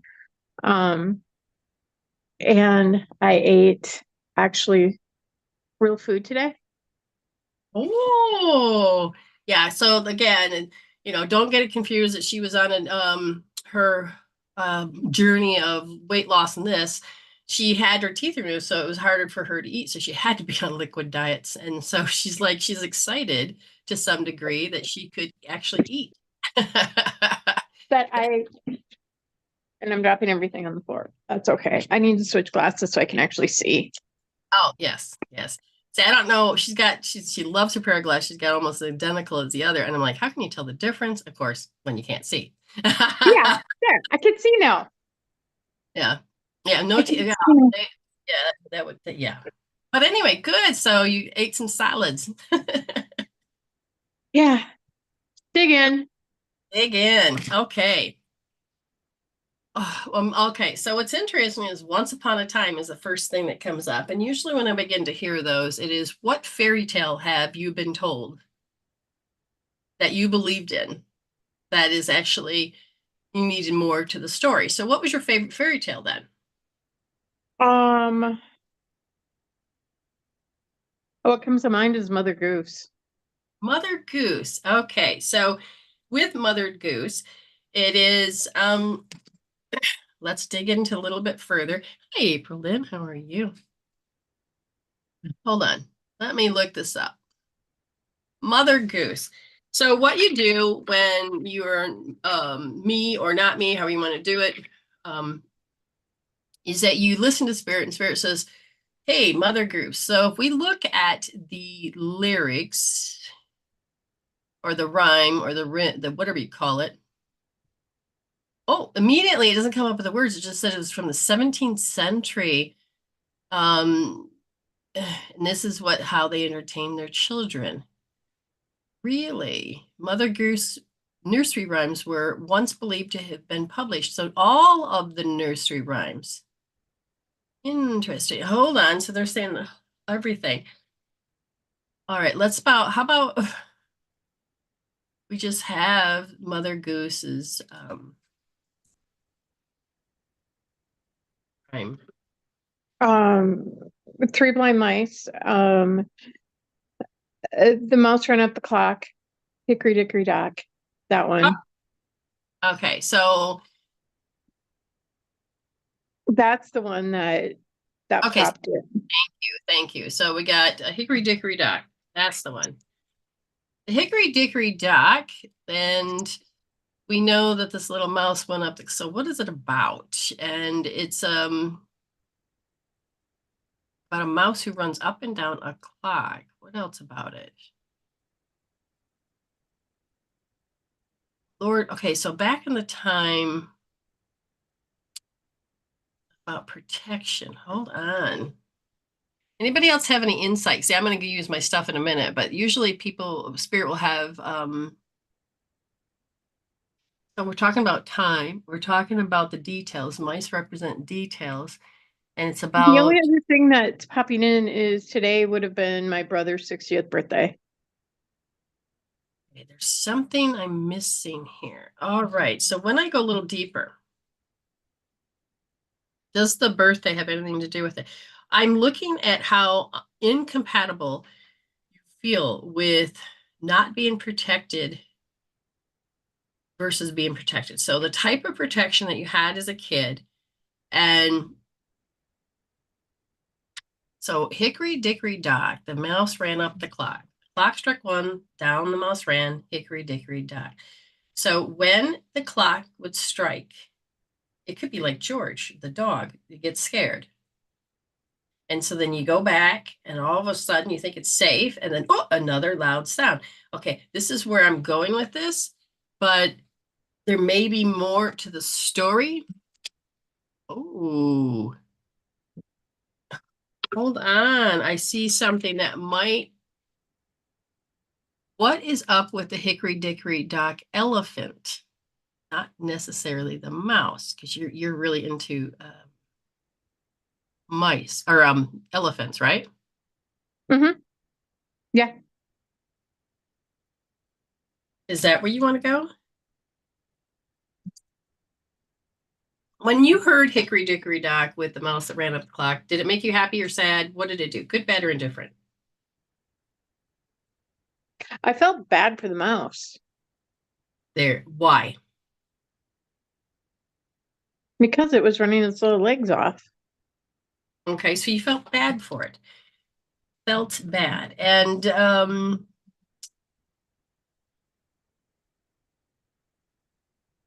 now, as I'm looking at this, every time, because I said, what I noticed today on the show was, oh, she went past, but now is in the present. Very good. Oh, that was a good insight. Okay. There's something here. Okay, so in the beginning of the show, time, I know that things are changing. I know that the Schumann spike was really strong. I know that Amanda Lawrence posted something. I could feel something was happening. I could feel this happening more and more and more. So if I look at your teeth, what's happening is that you're becoming more in control of what you want to look like, who you want to be, and so you're designing your life. Mm-hmm.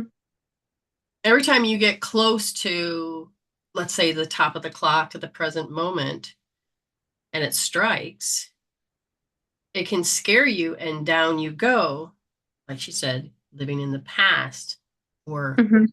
anxiety of the future. The reason that they brought that forward is they said there's a part of you that keeps hiding. It keeps hiding. I says, what do you mean?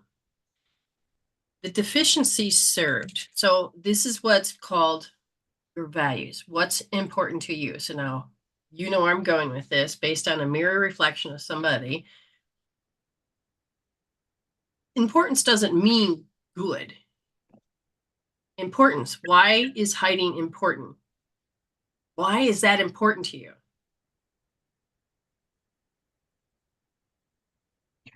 Not get in trouble, not be seen, doing as I was told. And now those three phrases are things I think you have to work on. They are your restrictors. They are part of your conditioning process. They are part of the engram. So when you are going to go out into the world, you don't have your people around you because they are deceased, but they're cheering for you. But these engrams is that it makes you feel awkward or it makes you feel discouraged. And so it's important to you to see and hear these particular phrases again to help keep you what? Is it safety? Yes. Is it security? Yes. Stability? Not necessarily. Serenity? We've got sanity. How about space? Freedom.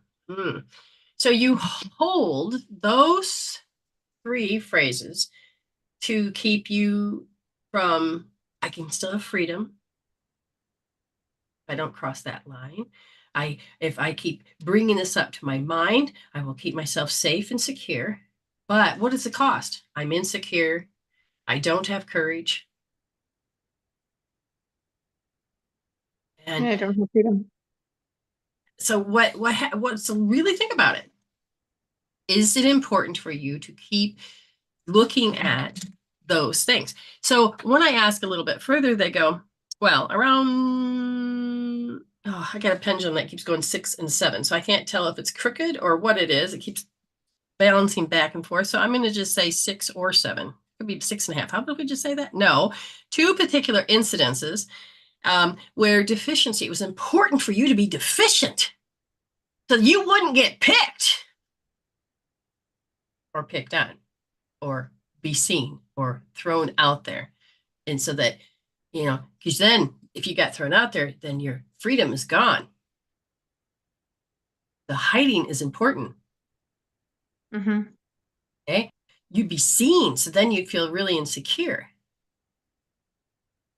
So now she's gotten to the point that she's done a lot of work. She's also used social skills. I'm going to throw myself out there regardless. We can go back and watch some old videos of her where nobody was home spiritually, but she's living, she's growing. We talk about life's great. Look at me. It's all good. Okay.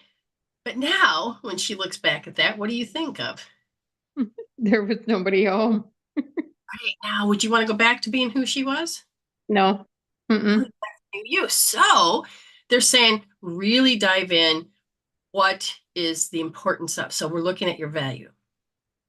Okay. Values, we think, oh, a good core value is that I don't know what good values are right now, but we've been down Still this road. family first. Family first is one of the core values that is on the planet.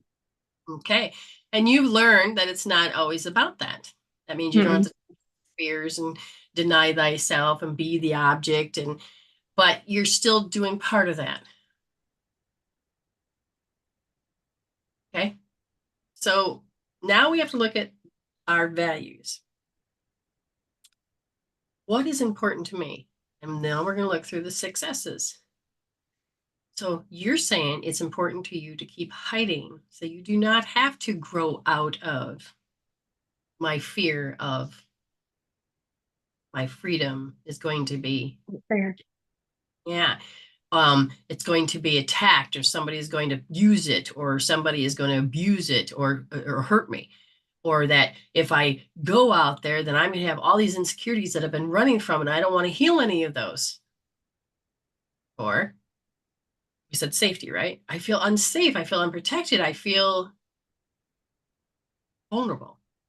So where would I tell you to go from this? I would tell you to start using the triple warmer is how much do you guilt trip yourself or gaslight yourself as a manipulation tool to I keep think what's I important. do it more than I actually realize I do it.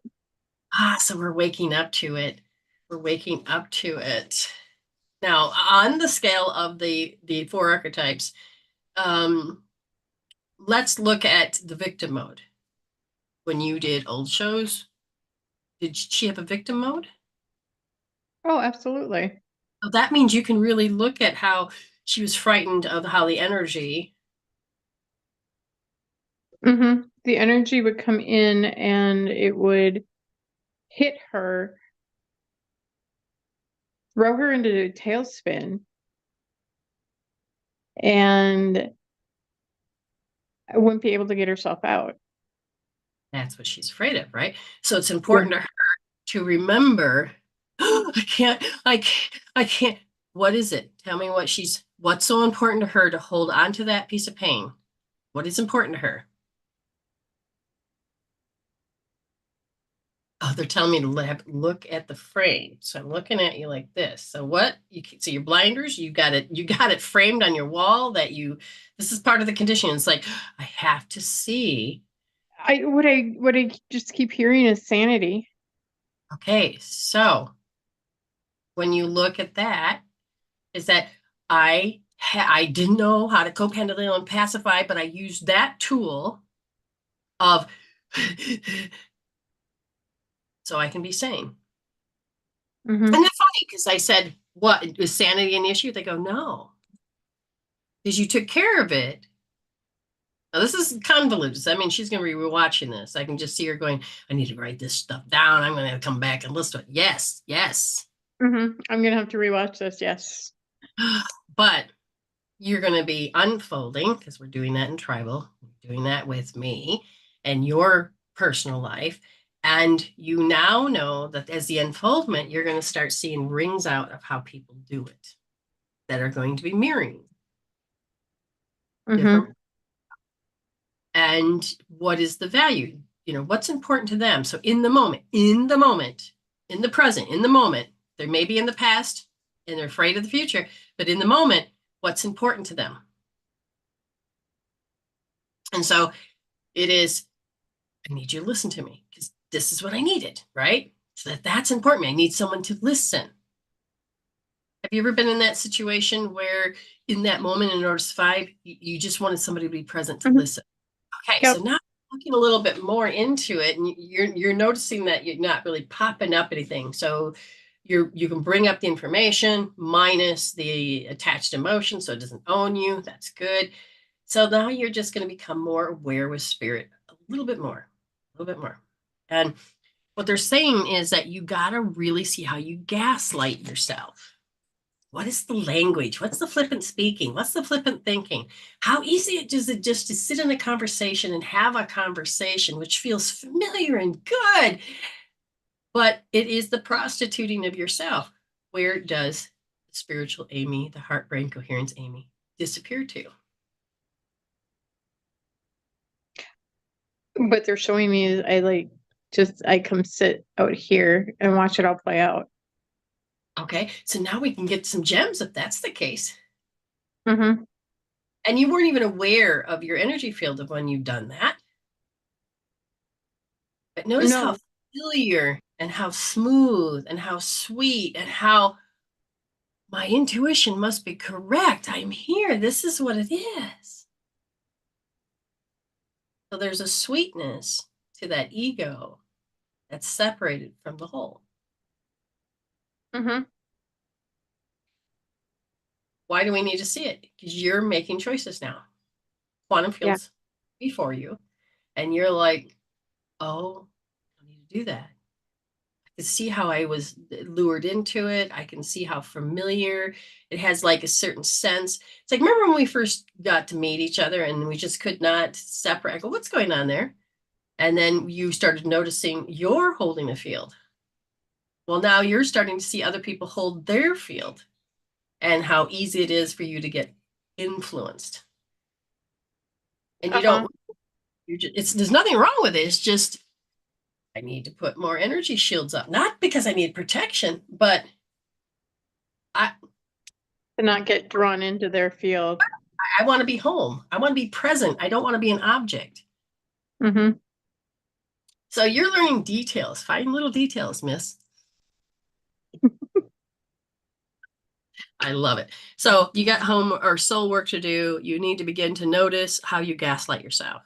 And it'll be an interesting list because these are going to be live experiences. Now, she could sit there for 10 minutes, breathe in and out, write stuff down, feel like she's stalled, breathe in and out again, do a 241, pick up some more. But it's when she goes out to get the live experiences, it's going to go, hey, this is gaslighting yourself. And you're like, oh my God. Okay, let me write that down. I'm not going to waste it. I'll paste it. You're ready Yep. to start finding the peaks. You're going to start hearing things that you stopped hearing a long time ago.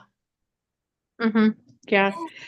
And today I was supposed to talk to someone and they called me and my phone wouldn't connect into the car. They called me on Facebook Messenger and they were pixelated, and then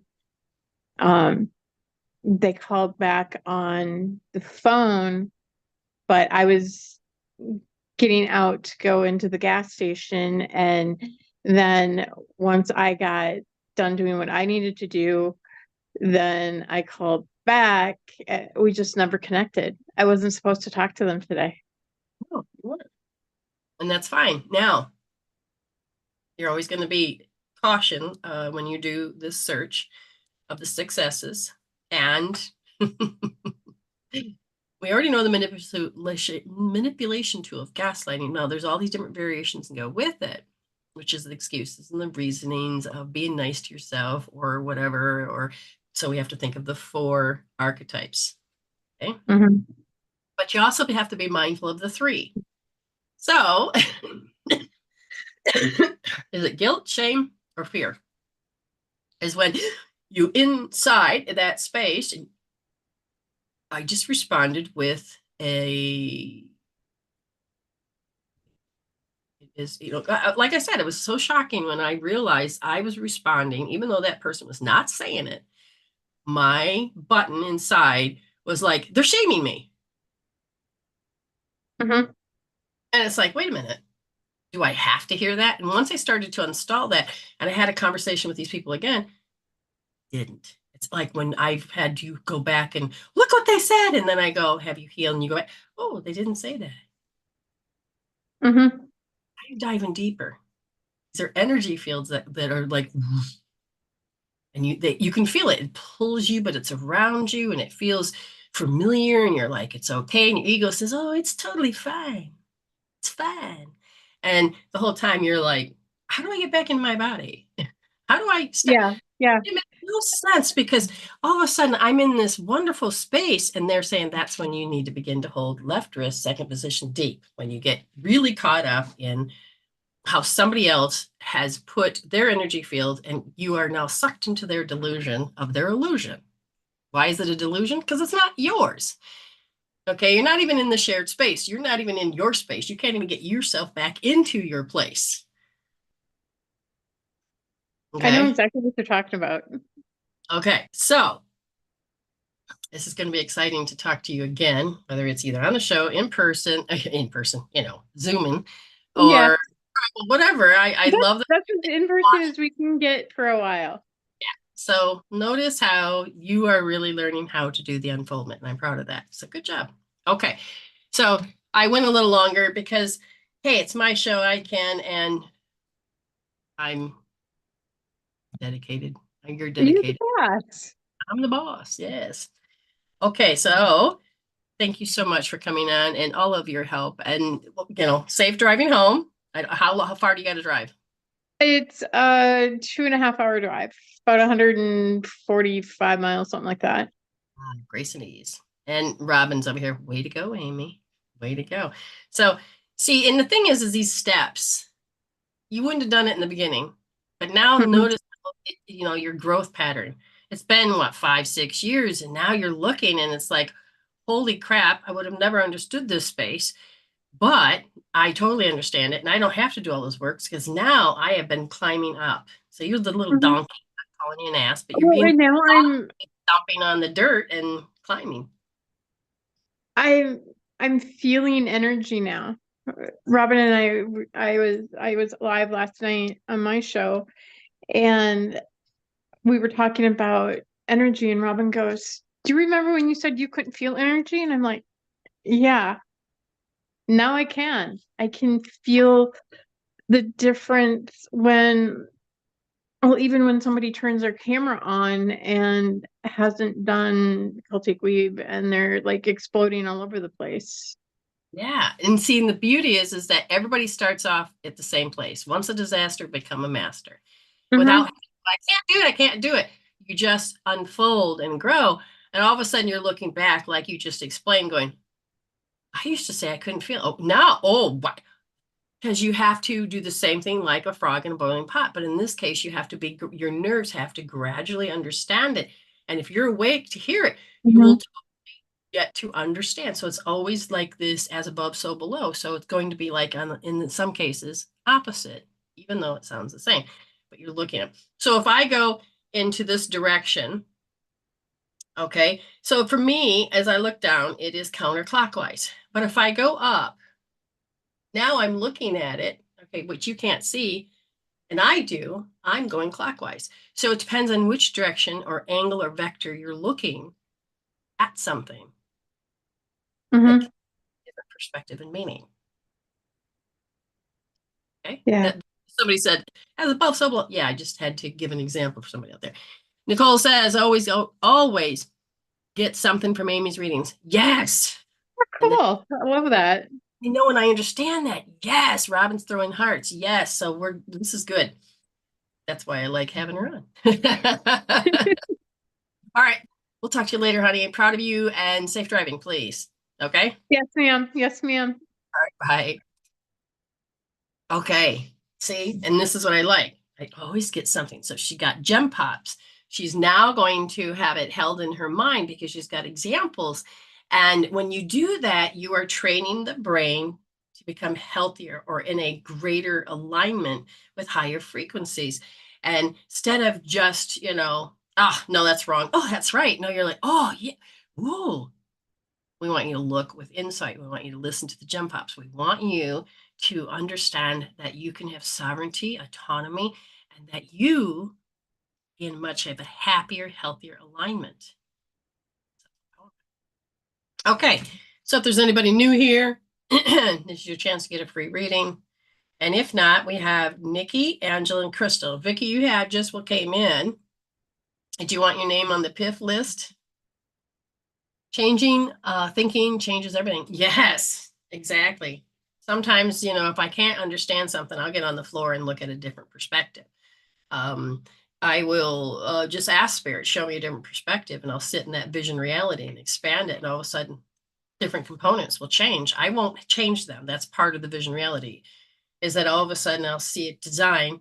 I said, but if we swap this out, and I'll hear, but if, so then all of a sudden I'll start noticing is that ooh, or I'll see how it could be a limited, and then all of a sudden, so I'm learning to expand my wholeness of my brain to see with the bigger picture. I never could do that, but now I can. So we got Vicki, Nikki, sorry, Nicole, Vicki, Nicole, Angela, and Crystal, and anybody else. Miss April Lynn, Miss April Lynn,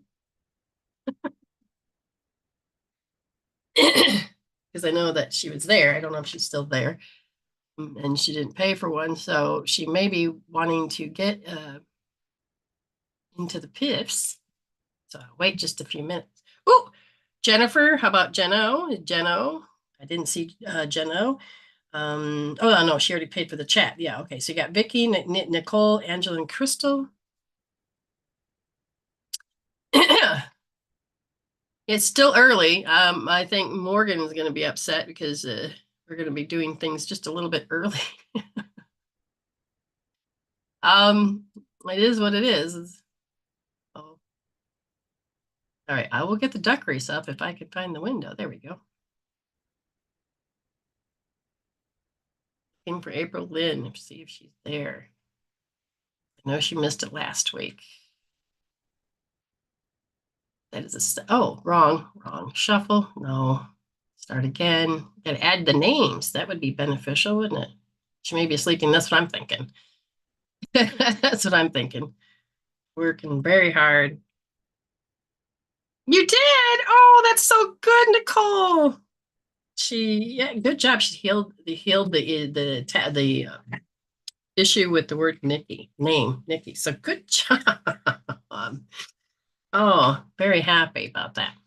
Okay. So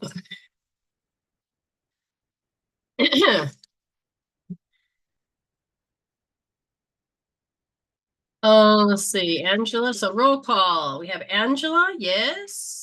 Nichole, Vicky, and oh, good. Yeah, 7 dogs. Yeah, and then Crystal. Crystal might be still driving. I don't know. But I will put so roll call. Let's just make sure you're all here. We know Vicky's here. We know Nichole's here. Still looking for Angela and Crystal, and then yeah, I think April's sleeping. Gonna leave it at that. We have really low marks today. So I know Ayme usually puts it out all over the place, and so she's probably not in the space that could do that. So the matter of importance of giving back is that when you share it out to groups, whether it's on Facebook or whatever, you do make a difference in my world. Whether it is okay, Angela's here. So when you do share it out, when you do put it on groups, where you do somebody out there is listening to some degree. And you do make a difference in my world. So I just want to say thank you. Okay. Um, but I'd love to say, hey, we could do the sharing thing again, but I can't because there's no way to record and understand it. That's the kicker. Just a way to, oh, there's Crystal. Okay, so I do have all 4, and we're going to set it for 20 seconds. Okay, so let me get this a bigger screen. Very good. And I think, and I believe we have sound. We're going to find out, aren't we? Oh, guess who forgot to record their program? Mm. Mm. Okay, no problem. No problem. I've got to have a big sign, I swear. Okay, so Crystal is a construction worker. Angela is a strawberry, and Nichole has got a winter hat on, and Vicky has a crown. And now they're off. And here we go. So everybody's Nichole's beaky's peeking out a little bit. Oh, she's paddling a little harder. So Nichole. But here comes Crystal. Zooming from, oh my God, here she just flanked her. Off. So Crystal, thank you so much. And now we're going to hit race again. And we've got Vicky, Angela, and here we go. We're starting off. We have 3 places and we have 4 people. Who is going to get the second one? Vicky, Angela, Vicky, Angela. Nichole's doing her best. Angela looks like it's going to be Strawberry.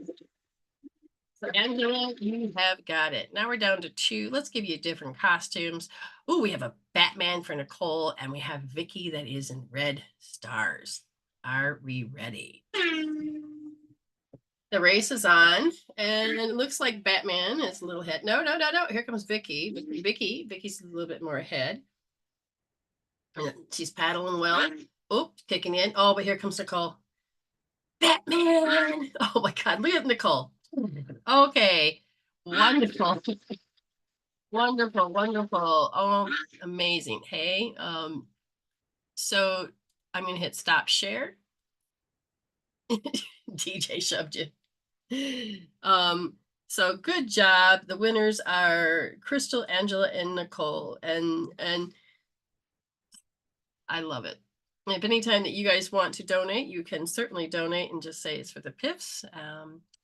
So that'll be fine. If you're looking to get a chat, that is right now at this time is 12. A mini read is $3 and $24 for a video. You are more than welcome to come on. You do not need to use your video. You can just have audio if you choose, but I have to find a way to give you a link. So we're going to go to Crystal, and is the first one. We will do that read there. All right, Miss Crystal. Somebody's happy because he goes, oh, there's a certain amount of confidence. I don't know if it's you or somebody else, but I just hear this confidence and this giggling. And yet it's like it's a constant. So I feel as this is more you, where you're happy, but you're looking for it. You're looking for. So whatever you're focusing on, you're looking for. And you're looking out for danger. And they said that there's a part of you that is stuck in this. And they're telling me that the basal ganglia, the part of the brain, is stuck into that I have to look for. I have to look for when somebody's in anxiety, I'm going to get hurt. Okay. So in this case, if you can be understanding of that, the body's like, I'm going to be hurt. You may think that around you, you're not going to get hurt, but your body is saying in the past, when somebody had anxiety, I'm the one that got hurt. So we're going back to how you held it in the past. So in this case, I would then say we need to do a little SP. And she said, I sent in a message. Alrighty, Brenda, you knew enough to wait. Let me get a. Why? Because I don't even have the window open. That's why I didn't see it. Let me go look for it. Well, that's three things I did different. So I'm definitely in a different timeline. Definitely in a different timeline. Ah, must have came from this window. There it is. Ah. Aw, I want to say happy birthday to my mom today. She's hearing you loud and clear. So we give a shout out to Crystal's mom. Happy birthday. Happy birthday. Okay. And so your gift is to start getting some of this energy of paranoia or feeling attacked out of your system. So what we're going to have you do is that we're going to have you use your hand as a magnet, and we're going to use the right side. And there's a party that's looking for, even though you're fine now, but when somebody has anxiety, so you're going to hold, somebody has anxiety. I'm looking for anxiety because I'm going to go deficient. I'm going to get hurt. So we're going to go to the right side. And when you go to the right side, follow the big toe. So that's inside leg. And then you find that point there. You're going to use magnet hand, palm, back of the hand. That's 2, 3, 4, 5, 6. Do it 24 times. Get in there and deeply rub. Don't slide, deeply rub. And after you've done that 30 times, okay, then we're going to extend this reading a little bit more because it's important. And you're going to cover up your right eye, and you're going to notice as you're looking just in front of you, and I feel like it's down in front, and all of a sudden notice that the peripheral is that you can feel their anxiety. You know, you can see their anxiety, but without even looking, you can do that. So if you can go and maybe bring up a person in mind, their anxiety, I'm going to get hurt, it's potential, it's a 10, then you remove, transcend, let go, swap eyes. You look at the same picture, your eyes may be in a different direction, but you know it, okay? And you measure it. One's going to side, I feel is going to be definitely stronger than the other, but you remove, transcend, let go, and then you swap eyes. Keep doing that back and forth. and sense that anxiety, because it's out here, it's not you looking directly at it. And you'll start to change the frequency and the vibration of how the body and the brain are all picking up the past and putting it in the future, going, I have to totally be prepared because of survival. Now, what happens is when you break this down, your body is going to go, ow, I don't know why I'm being scared. It's like similar to how, if you were here earlier, you heard something about how I was helping the dog George. Now, to help you understand that you have to go a little bit further, you're going to have to hold right wrist, first position, nice and soft. And as you sit there, what you're healing out is how they would keep you around the homestead. They would use shame, guilt, fear. Their anxiety would about, I don't want you to do what you want to do. I want you to do what I want you to do. And that is where you're going to go right wrist, first position, soft. Okay. Literally begin to heal deep. That is a really strong one. It is coming from a loved one from the other side. So now we've got Angela that said spirit speaks. And then we have Nichole. Oh man, there's Morgan. I waited. Okay, I didn't know what time you were coming. So anyways, oh, I was looking at the wrong list there. So now Angela, ready?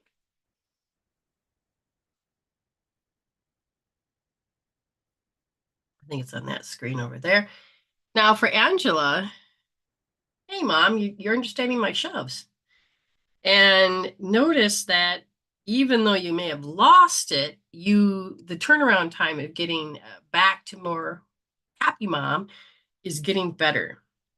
But notice how you attract in. So what you're attracting in more now is about I'm off balance. I recognize myself as that I'm off balance. I recognize that, and it's familiar. So it's important to me to understand that when I'm off balance, there's a part of you that thinks that you have to keep staring at the fear to keep yourself safe. So how you're going to heal this off balance is that it's like, do you have like a specific words like you regret going or regret doing or regret or off balance? You're going to do left wrist, second position, nice and deep. Okay, L2D. So she said yes. Okay. So begin to, oh, I have to keep this memorized. I'm off balance. I have to, and it exaggerates. And you don't exaggerate it. The chemical peptides, whoosh, as soon as it hits, it's like a button and you're like, ah, you can't stop it. So this is where, again, L2D, you can go in and go, oh, feel all of the little stages and the peaks of that. Because you go and you do, and oh, that's all I can say. She said, okay, good, good, good. Now, he says, you were led with always being discouraged about doing things in life for yourself. Somebody else always had to do them for you, and that they're more important than you. And they had made you believe that every time you went to expand who you are was to have to put you back into your place. Right wrist, second position, soft, R2S. Okay, really think about that one. And the next thing you know, just see whatever pops up, begin to heal. You may have to do it a couple times because you got a lot of angles that are coming in. Okay. Who's this? Is that Nichole? Yeah. So you've been going through a lot, Nichole. Your body is saying, oh my God. So the body is like saying, I need attention. So your physical body is really telling me it needs attention. The body, not you, believes it's deficient. Your body is saying that I'm always out of balance.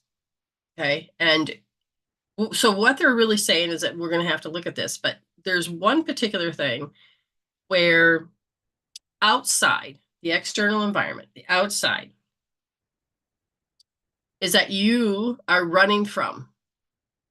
I said, what particular age are we talking about? We're talking around 5 years old. Now, you don't have to remember what happened at 5, because again, you had it throughout your life. So there's something at 12 and then again at like 15 and a half. But you felt deficient. The common word from those ages were, I felt deficient. And so you were running from You were running from the awkwardness. I don't like this feeling. I don't like this feeling. So let's take and heal the idea that you have running from. So that's right wrist, first position, deep. Okay. This is the grief. This is remorse. This is sadness. This is like mental anguish, taking the blame, confused. And it's like, I can't behave the way I want.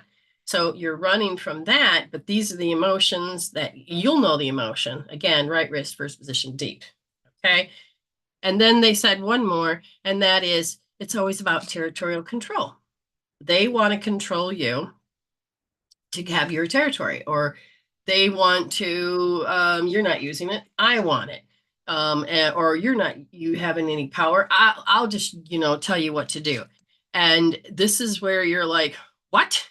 No, part of you wants to wake up and you're taking back your power. Right wrist, first position, soft. Oh, her first trauma was 5. Okay, so she does know that. So understand the common themes of what we're looking at. Really listen to this again and again.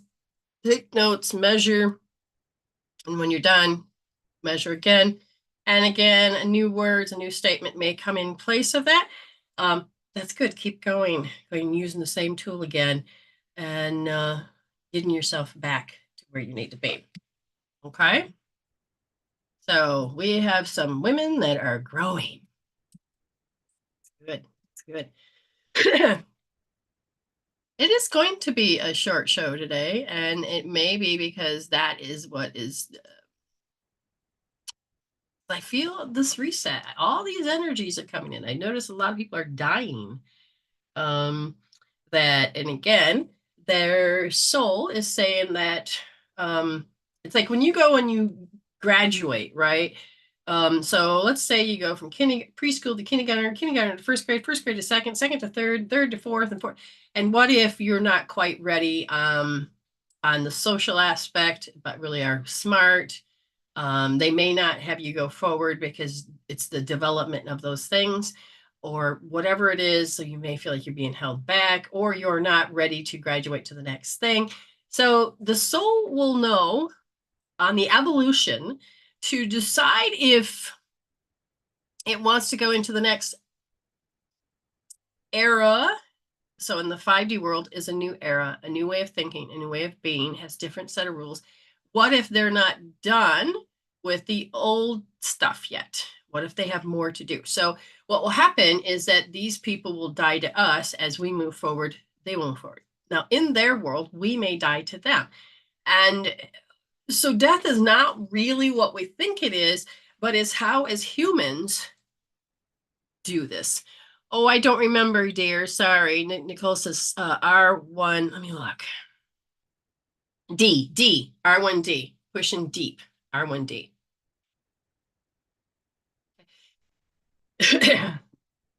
Absolutely. Energies are enhanced, downloads, and timeline shifting. Yeah. So it's like I'm not surprised. I'm supposed to have a short show or I'm supposed to do this. This is why it's always about divine timing and divine alignment. I was looking at my husband and I was like, I'm doing the show today.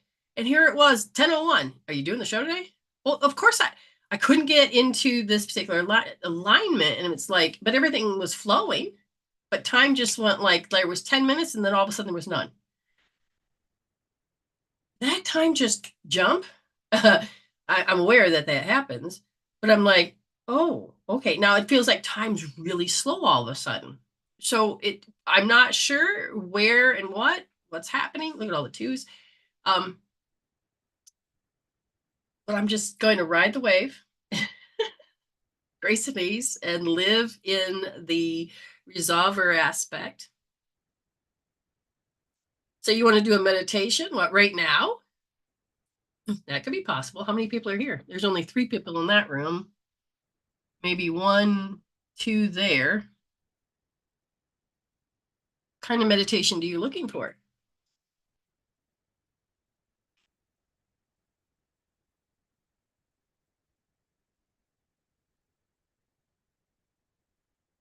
But so your definition of death needs to change. Your definition is not have to be of the old 3D, that it has to be complete loss. because out of all of the things that I know, their loved ones just don't have a body. It's us that can't handle it. They're in a state of love. We're in the state of wearing our physical, our mental, emotional bodies, and we kind of forgot our spiritual aspect. A meditation journey, but kind of give me a topic. Love. Oh, putting love to the collective is an idea, or holding space for the collective. Somebody's got a lot of grief all of a sudden. Somebody just came in the room or whatever. That's a lot of ugh. Okay. So everybody get comfortable. Go pee if you have to. We're going to wait a few minutes and we can do a small meditation. Oh, you sent in for a piff. So we're going to do a piff while everybody else gets ready. Let me just double see if it's come in yet. So as soon as it gets here, let's see. Let's see if it's downloading. Sometimes it takes a while. And there it is. Just random? No, what am I thinking? It's Morgan. What's your question, babe? What's your question? We'll do a little sending love to the collective.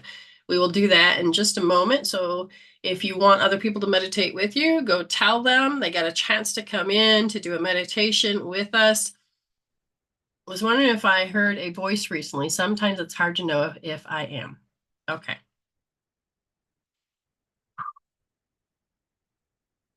So Morgan is wondering now, is she hearing it with her spiritual ears? Half and half. So you're developing your skills from what I can see. So the question is, if I heard a voice recently, and it's like, okay, so Spirit says, did you hear a voice as if like somebody else is in the room with you and you felt from that direction that somebody was in the room with you? Because when I hear voices, it's not necessarily coming from the corner of the room. For me, it is inside the structure of my mind that I hear a voice. Now, sometimes all of a sudden, if I'm, because there's different levels, just so the fire alarm went off one time before, and I'm scrambling. My husband's like, "What are you talking about? I don't hear it." Now, he wasn't trying to make me crazy. I was just in a different timeline, and outside of me, I could hear it. And then the fire alarm went off this weekend, and it was just because there was moisture, and but he heard it too. So there's a big difference.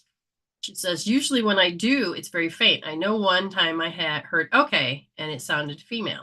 Okay. We have a file system of what we need to do. They are going to learn how to communicate with our definitions of understanding. And sometimes when you're like, did I just hear okay? Now, sometimes we'll hear it outside ourselves because we're developing our skills. And I said, so did she really hear? And I'm going to say yes. Now, your ego tried to interpret it, but yet you're learning about energies, not just in the physical with other people and emotions, but to turn that on. And so they're saying that a part of you is ready to start to give up over time, hopeless. Like you may have stood back and said, well, I got no gifts. I can't do that. Ayme used to say, well, I can't feel energy. And then Robin says, hey, how about that now? It's been quite a few years. She's, oh, yeah, now I really feel energy. So she's really grown. So we have to move our thinking and our perspectives. I think they were trying to say it's okay because I was freaking out at one point. Exactly. They were. So I would definitely feel like this female represented to you in your life at the time. She would have been older, around 44 years old. I never usually get descriptions like this, so it may or may not be true, but I'm looking at like a brown, sandy blonde, no, more brown, but it's like dry hair. I don't know. They're really showing me the top of her hair. I mean, the hair, it's like, it had like kinks of curls, but it was also like rough around the edges. I'm not sure what this is about, but it was, they carried overwhelm all the time. They really are trying to describe themselves, which I usually don't have. They want you to know that you're doing it. You're doing the impossible.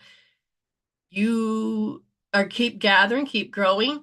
And what will happen is you're checking yourself. So what happens is when you heard spirit talk, I go a little bit longer for her so she understands this. If you were you alone? Because there's a part of you that, okay, I want to I want to be on my own. I want to live on my own. I want to do this. And so what happens is the brain does the next best guess. And what happens is that the brain is going to fill in when it hears. Now, if you have fear, chances are it's telling you that you have to heal the fear so that when you go out and live up on your own and all any of this, then you don't have to believe your own BS. Yes, but everyone was asleep upstairs. Okay. Kind of reminds you of the dream that you had to describe that. Okay. So begin to notice you're developing. Now, did you obsess and go into fear? Or all of a sudden did you go, does that happen? Now, again, the ego is going to go, make you doubt. But if you start to realize there's a big difference between fear and spirituality, fear and love, you're going to say, thank you, Spirit. And then you're going to say, everything is always based on love when it comes to working with the spirit. So you need to address anything that may have caused any of the successes to be out of place. So you're going to go right wrist, third position, soft. Now, even though you're like fine now, but in that moment, I don't think I was afraid in that moment. Okay, but the next moment, when you thought about it, when your ego goes, what was that? But in the moment, you trusted. But you then continue to move time forward in that space. So you're going to go right wrist and you're going to go down 3 positions. Okay. And you're going to go back in your mind to where I think I was a little afraid because you're ready to heal something so that you can prepare yourself to live on your own, to prepare yourself for that next adventure with yourself. So whoever it is that was on the other side was very helpful to help you because they knew you were going to come here and talk about it. But nice and soft, R3S, and sit there and take yourself back, measure that, because we don't have to start believing our own BS. And that once you start to move that out of the way, then you're going to allow yourself to create more psychic ability because you're building the foundation. That makes sense? Okay. Thank you very much, Morgan. Okay, we want to send love to the collective. And if everybody is starting to get prepared, I'm going to see if I can dim some of these lights.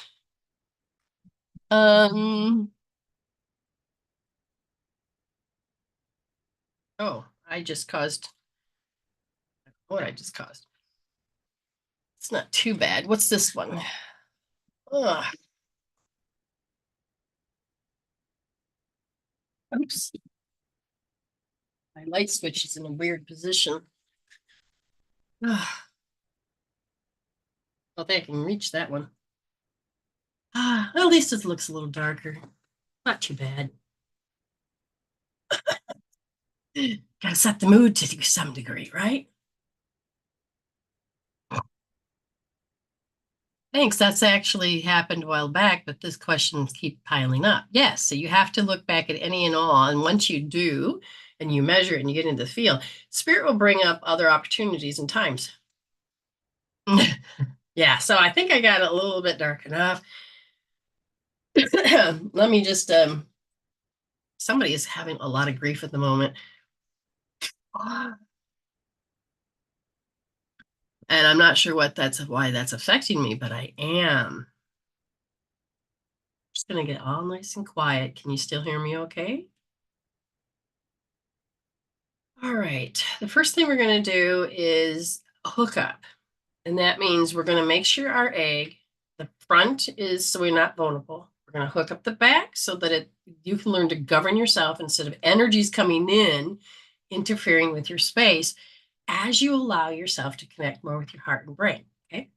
So everybody's going to, well, first we're going to do is we're going to imagine, and I do want you to just draw from the crotch to the top, rub, crotch to the here and rub. Then you're going to go from the back up, use your imagination, pull it like a zipper, and then do that. So do it a couple times. Okay. And then here, we're just going to rub them together. And we can feel the energy. If you're with me, you'll start feeling it pulsate. You can do another round. And then once you're using your intention, you put Put your finger on your forehead and one in your belly button. Push in, lift up, chin up, smile. And you're going to start downloading with the smile the chemical peptides of more peace and joy. Give it a couple minutes, breathing in and out. Oh, somebody's seventh chakra opened up. That's good. Allowing the energy to go up down the spine. Good job. Now, if you pay attention to your aura, you'll begin to feel it pulsate, knowing it's not, because if you're scared, it's going to go finally out here. Okay. You're going to move energy. Give that a minute. Pay attention. Allow yourself to breathe in and out. Breathing in, out. If you're joining us, we're getting ready to do a meditation and we're protecting our energies. All right. Now, as you do this, keep breathing.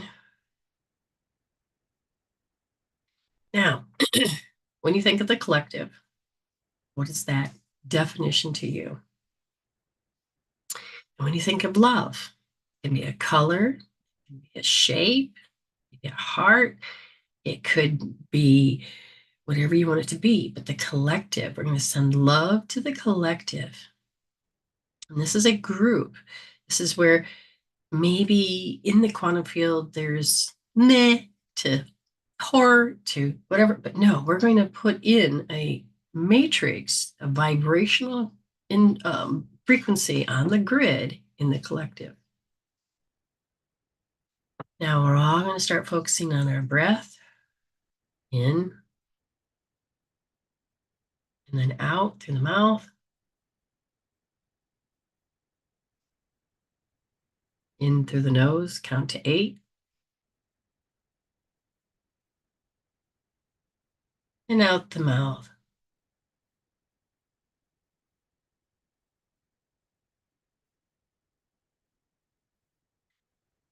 And we're going to bring our heart more into balance. Okay, so you're going to do it 4 in, hold for 4, breathe out for 4, hold for 4. Ready? In for 4. Hold for 4. Out with 4.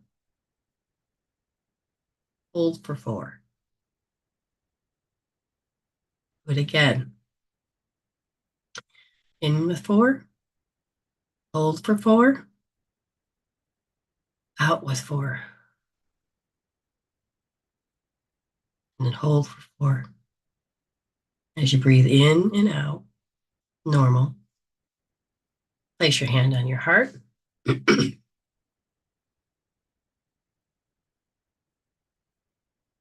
you're going to allow yourself. Place your hand on your forehead. We want the blood to get out of your limbs because some people are still in a state of fear.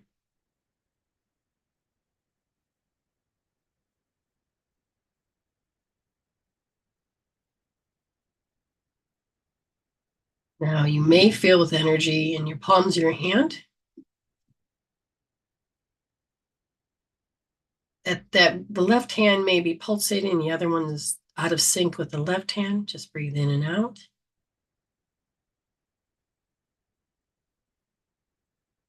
And soon you'll start to find that the heart and the brain will have a rhythm.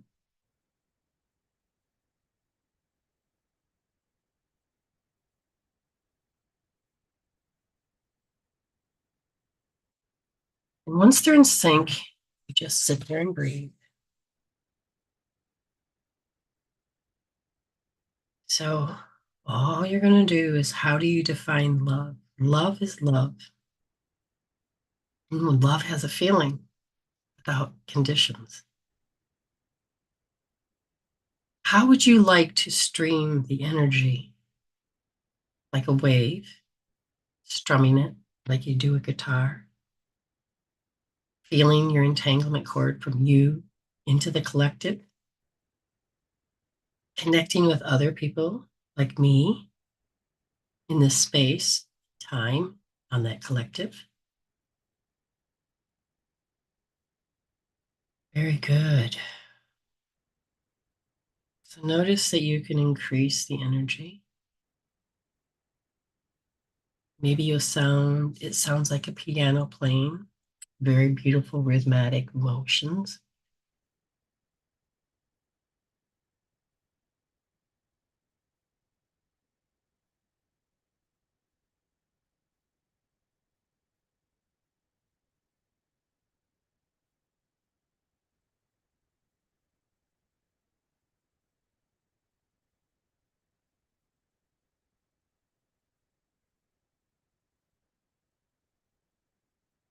Would you like to not just send, but you need to be balanced? What will you receive from the collective? Take a moment, begin to feel the energy flow coming back to you as it's saying, it said, thank you.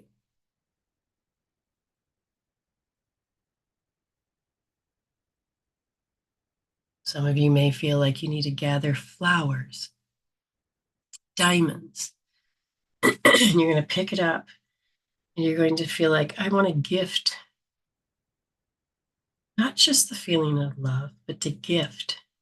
So you're going to create pictures and then you're going to send the energy back to the grid with the intention that the collective will hold space in the collective, helping to hold in the wisdom. And if you don't know what it is, you know that it's about love and balanced love. Quiet the mind, bring yourself back to the center of love. Stop thinking of your taxes or what you got to do. Bring yourself back to center of love. And again, watch the energy flow back to you. And you're going to feel this rhythm like a figure eight, infinity of love.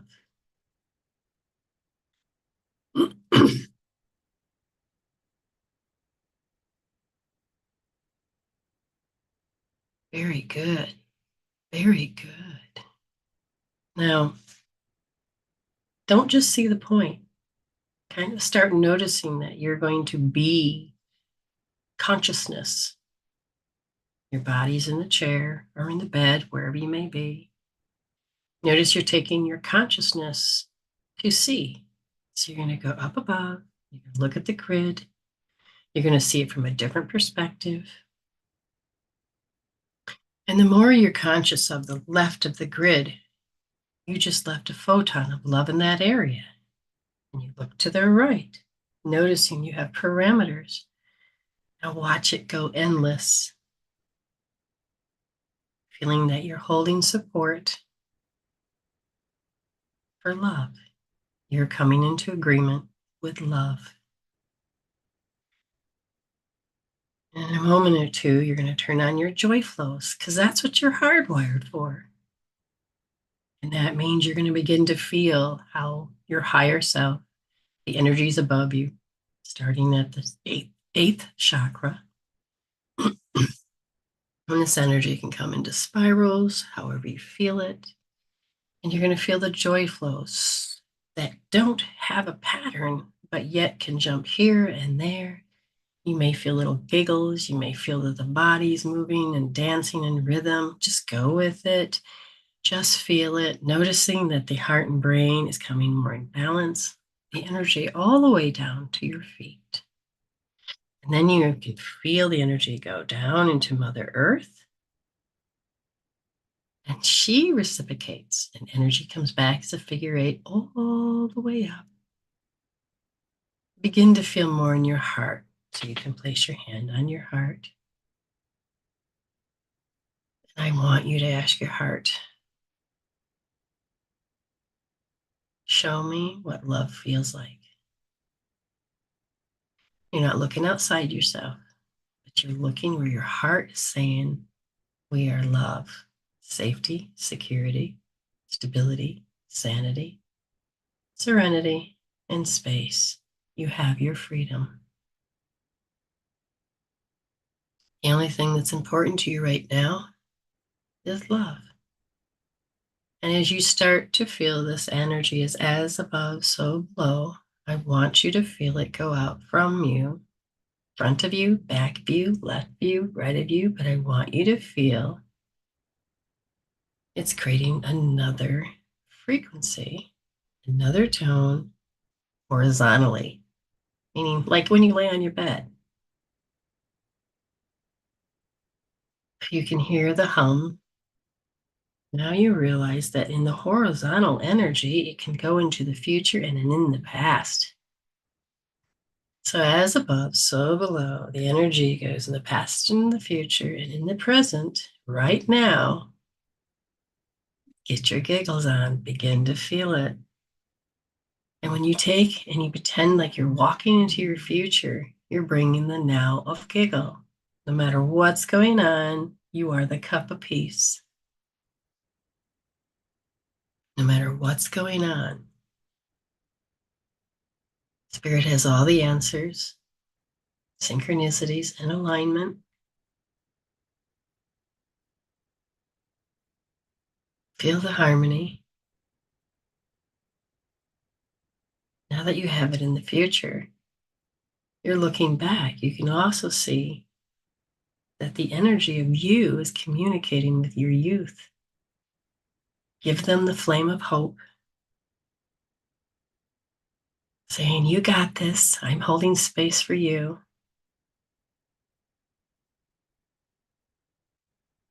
Now, as you come back into the moment and bring yourself back into your space in your body, you're going to feel the expansion from your center go out from your body, past your fingertips, out into the next room, like a big round bubble, and it's just going to get bigger, sending love waves for anybody that wants it, not interfering anywhere, just riding the wave in the quantum field of love, expanding out. Hi, how you doing? You just keep going into the next county, the next state, the next territory. And you keep going until you start to go past your country, into the oceans, into the next countries, connecting up and going all the way around Earth, sending energy.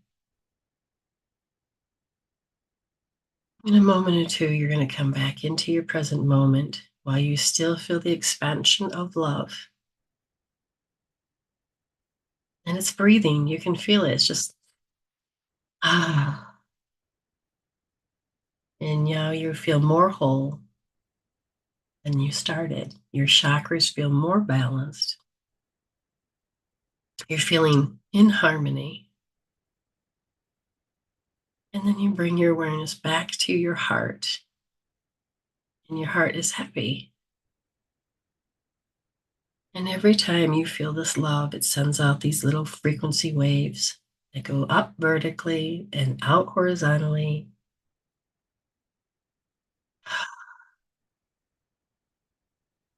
Holding space. Now bring your awareness back into your body. Bring your awareness back into your brain. Breathe more intentionally deeper. And feel your body feeling relaxed to go to sleep or be energized to be in that next state. And now, as you begin to come back into the room with me, you'll open your eyes. And you can share with the group if anything happened. You saw anything that stood out. So now you're in the room with me. Hello, welcome back. And talk to me now. Let's communicate. Let's find out what you have learned, enjoyed. What was your experience? What is your voice?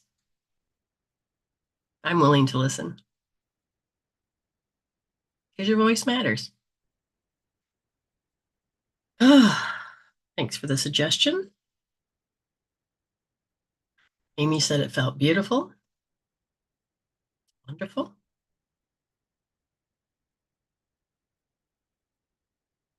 Anything else? I keep forgetting that. No, I don't. I just have to be reminding myself that there is a delay. I had a conversation with someone who needed love. Oh, dandelion. Wonderful. Wonderful. Did you feel it reciprocated? Did you feel like they received it?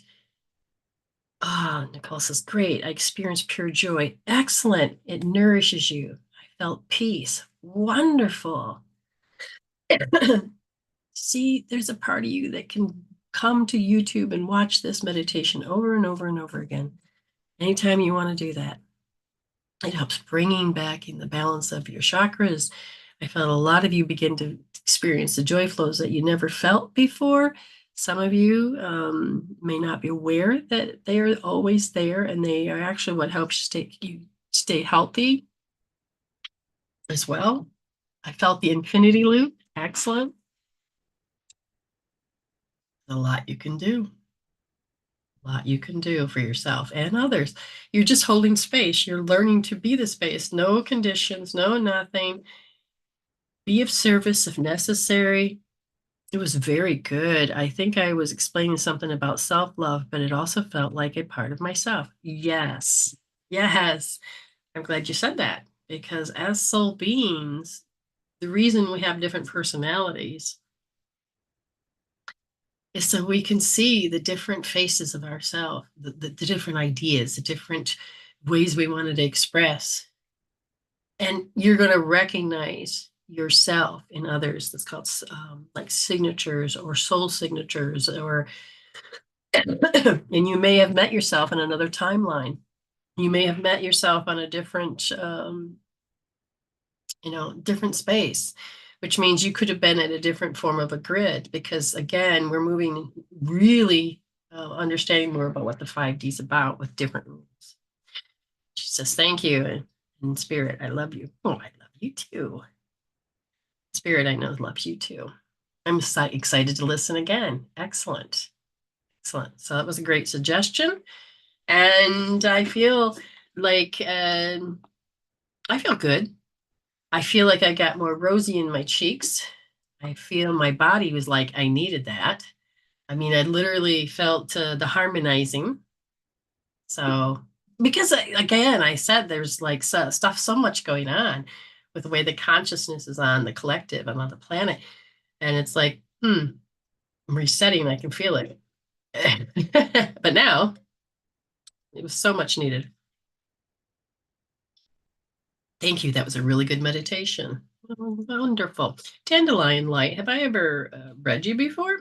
Because I do readings and healings, and I'm just not synchronizing with the fact that have I ever given you a reading. I don't invade anybody's space. I just read my panels. I got pulled out by a noise. Okay, were you able to come back in? Were you able to come back in again? Has your feeling of grief changed? Yes, I can feel how whoever was very much in a grief, as soon as that energies went up and came back again, all of a sudden the heart got to flood with love and itself. Oh, okay. Um, yes, I did, or yes, you want one. I feel like I know you too. So if you, so I'm not sure. Yes, do you want one? Because it's free. Um, but when you are being pulled out, it's you that just says, come on back, come on back. Your soul is saying, actually, come on back. And, you can do it. Oh, oh, yeah, that would make sense. So are you feeling better? Nichole, are you feeling better? The grief? I don't feel you as grieful. The grief. Yeah, this whole part changed, and so did this. Did you happen to see my comment to you on Amy's live yesterday? No, I don't think I did. Oh, maybe I got off at no. What comment did you have? Were you able to do the meditation, Morgan?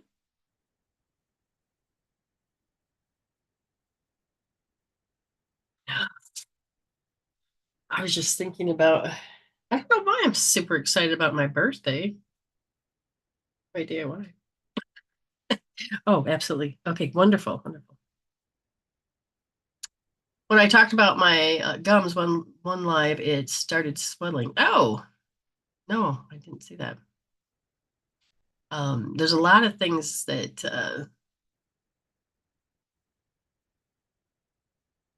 there's a lot of things you can do. You know how it's funny is that we never think about them. Now, inflammation is one thing, but can the body repair? Sometimes we have to help them.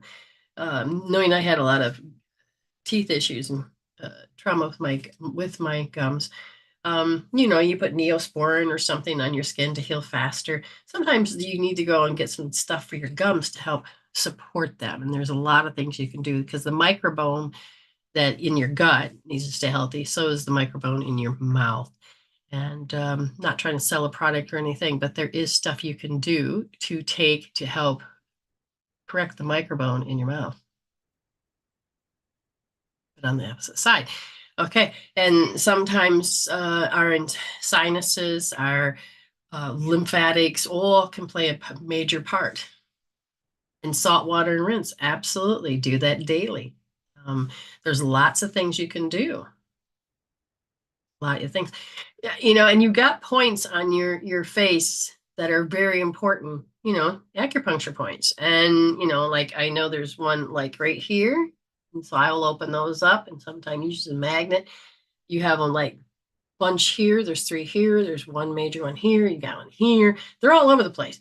But you can, and even I think there's one on each side of the mouth. So you can move energy, but everything is connected. My mom told me to take ibuprofen every 6 hours.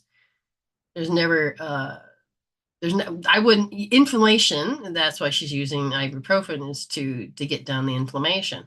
Salt water in your mouth, helping to balance. Don't use mouthwash. That just kills all the microbiome even further. But I do know, like when you've had a tooth removed or if you've had an infection or any of that, salt watering is, a little bit of warm with some salt. Make that solution. That's a lot you can do. I was guided to suggest the meditation because my body needed it. Thank you. I feel great now. Oh, wonderful. Yes. So I think we all kind of needed it to some degree. And maybe that is Spirit's way of saying, hey, talk to Nichole, talk to Brenda, because we need some more energy on the planet. And that's what we needed to do. So we just follow along on that path. Okay. How many salt would you say I should use? I used a tablespoon last time, I think. You don't need that much. I think see, I'm thinking of milliliters. Okay. So if you use like, Ayme, she knows the conversion a little bit more. Like how much water do you want to use? So sometimes a half a cup of water, lukewarm, and maybe a half a teaspoon or a quarter teaspoon. You don't need a lot. And rinsing and swishing. They actually got formulas that you just Google, and then you'll be able to do that. Yeah, because when I had that cracked, there was infection only inside the tooth, but so salt watered helped a lot. 8 ounces. So we're talking about a full cup of water with a quarter teaspoon of salt. So you don't need a lot of salt, just enough to help. The saline solution is an amazing thing. It's the safest thing. Okay. Okay. Yeah, just, a cup of water and a teaspoon. Looks good. All right. Today has been a good day. I'm going to double check just to make sure I did not receive anything else. You're welcome. No, I think I'm good here. And I'm got to find out. I think that the one winner I cannot get a hold of, and I think Linda is another one that has to do her thing. And oh, you missed it. Okay, no problem. Again, you know where to find it. If you feel like you like more of this stuff in this program, subscribe and hit like and leave a comment. If you rewatch the video and you're doing the meditation part, just let me know that you're listening to it. Like hit replay, #replay meditation, and then after you've done it, come back and recomment, so that I know, because sometimes you'll get different results than you will the first time, especially if you, because I didn't tell you, hey, let's go to the province of mind. There's no limitation. So we could go on deeper. I mean, a lot of the meditations I do depends on the direction what that we're doing. Since we were going out in some degree, I didn't have you go too far in. But anyways, leave a comment after you've done it and tell me it will be different in my own space. Exactly. So you're in a different location. It's going to be different from there. And, but yeah, let me know you're rewatching and then come back to that comment, make more comments, and I'll chime in if I'm supposed to. I will. Oh, I just stretched and almost caused a back spasm. That was gonna have to warm that up. I don't know what happened. This little stain came on before the show. God, it was hidden, but I gotta remember to put some stuff on it. All right, thank you guys for everything. So #resolve to evolve. Everybody understanding that much deeper now? Okay. I just realized, but I'm in this month's drawing, right? Yes, you are. Yes, you are. So, yeah, in August we will have the drawings, which you had paid. And if you've made comments, if you go make comments on YouTube Reels or Facebook Reels, or you go over to the long videos on YouTube and make comments in any of those that are on any past video, that lets me know. And that's another way your name can go into the drawing. There's many different ways that you can get your name into a drawing. Okay. #1433. Thank you, Spirit. So you're already blessed. You're already whole. So stay blessed and happy healing.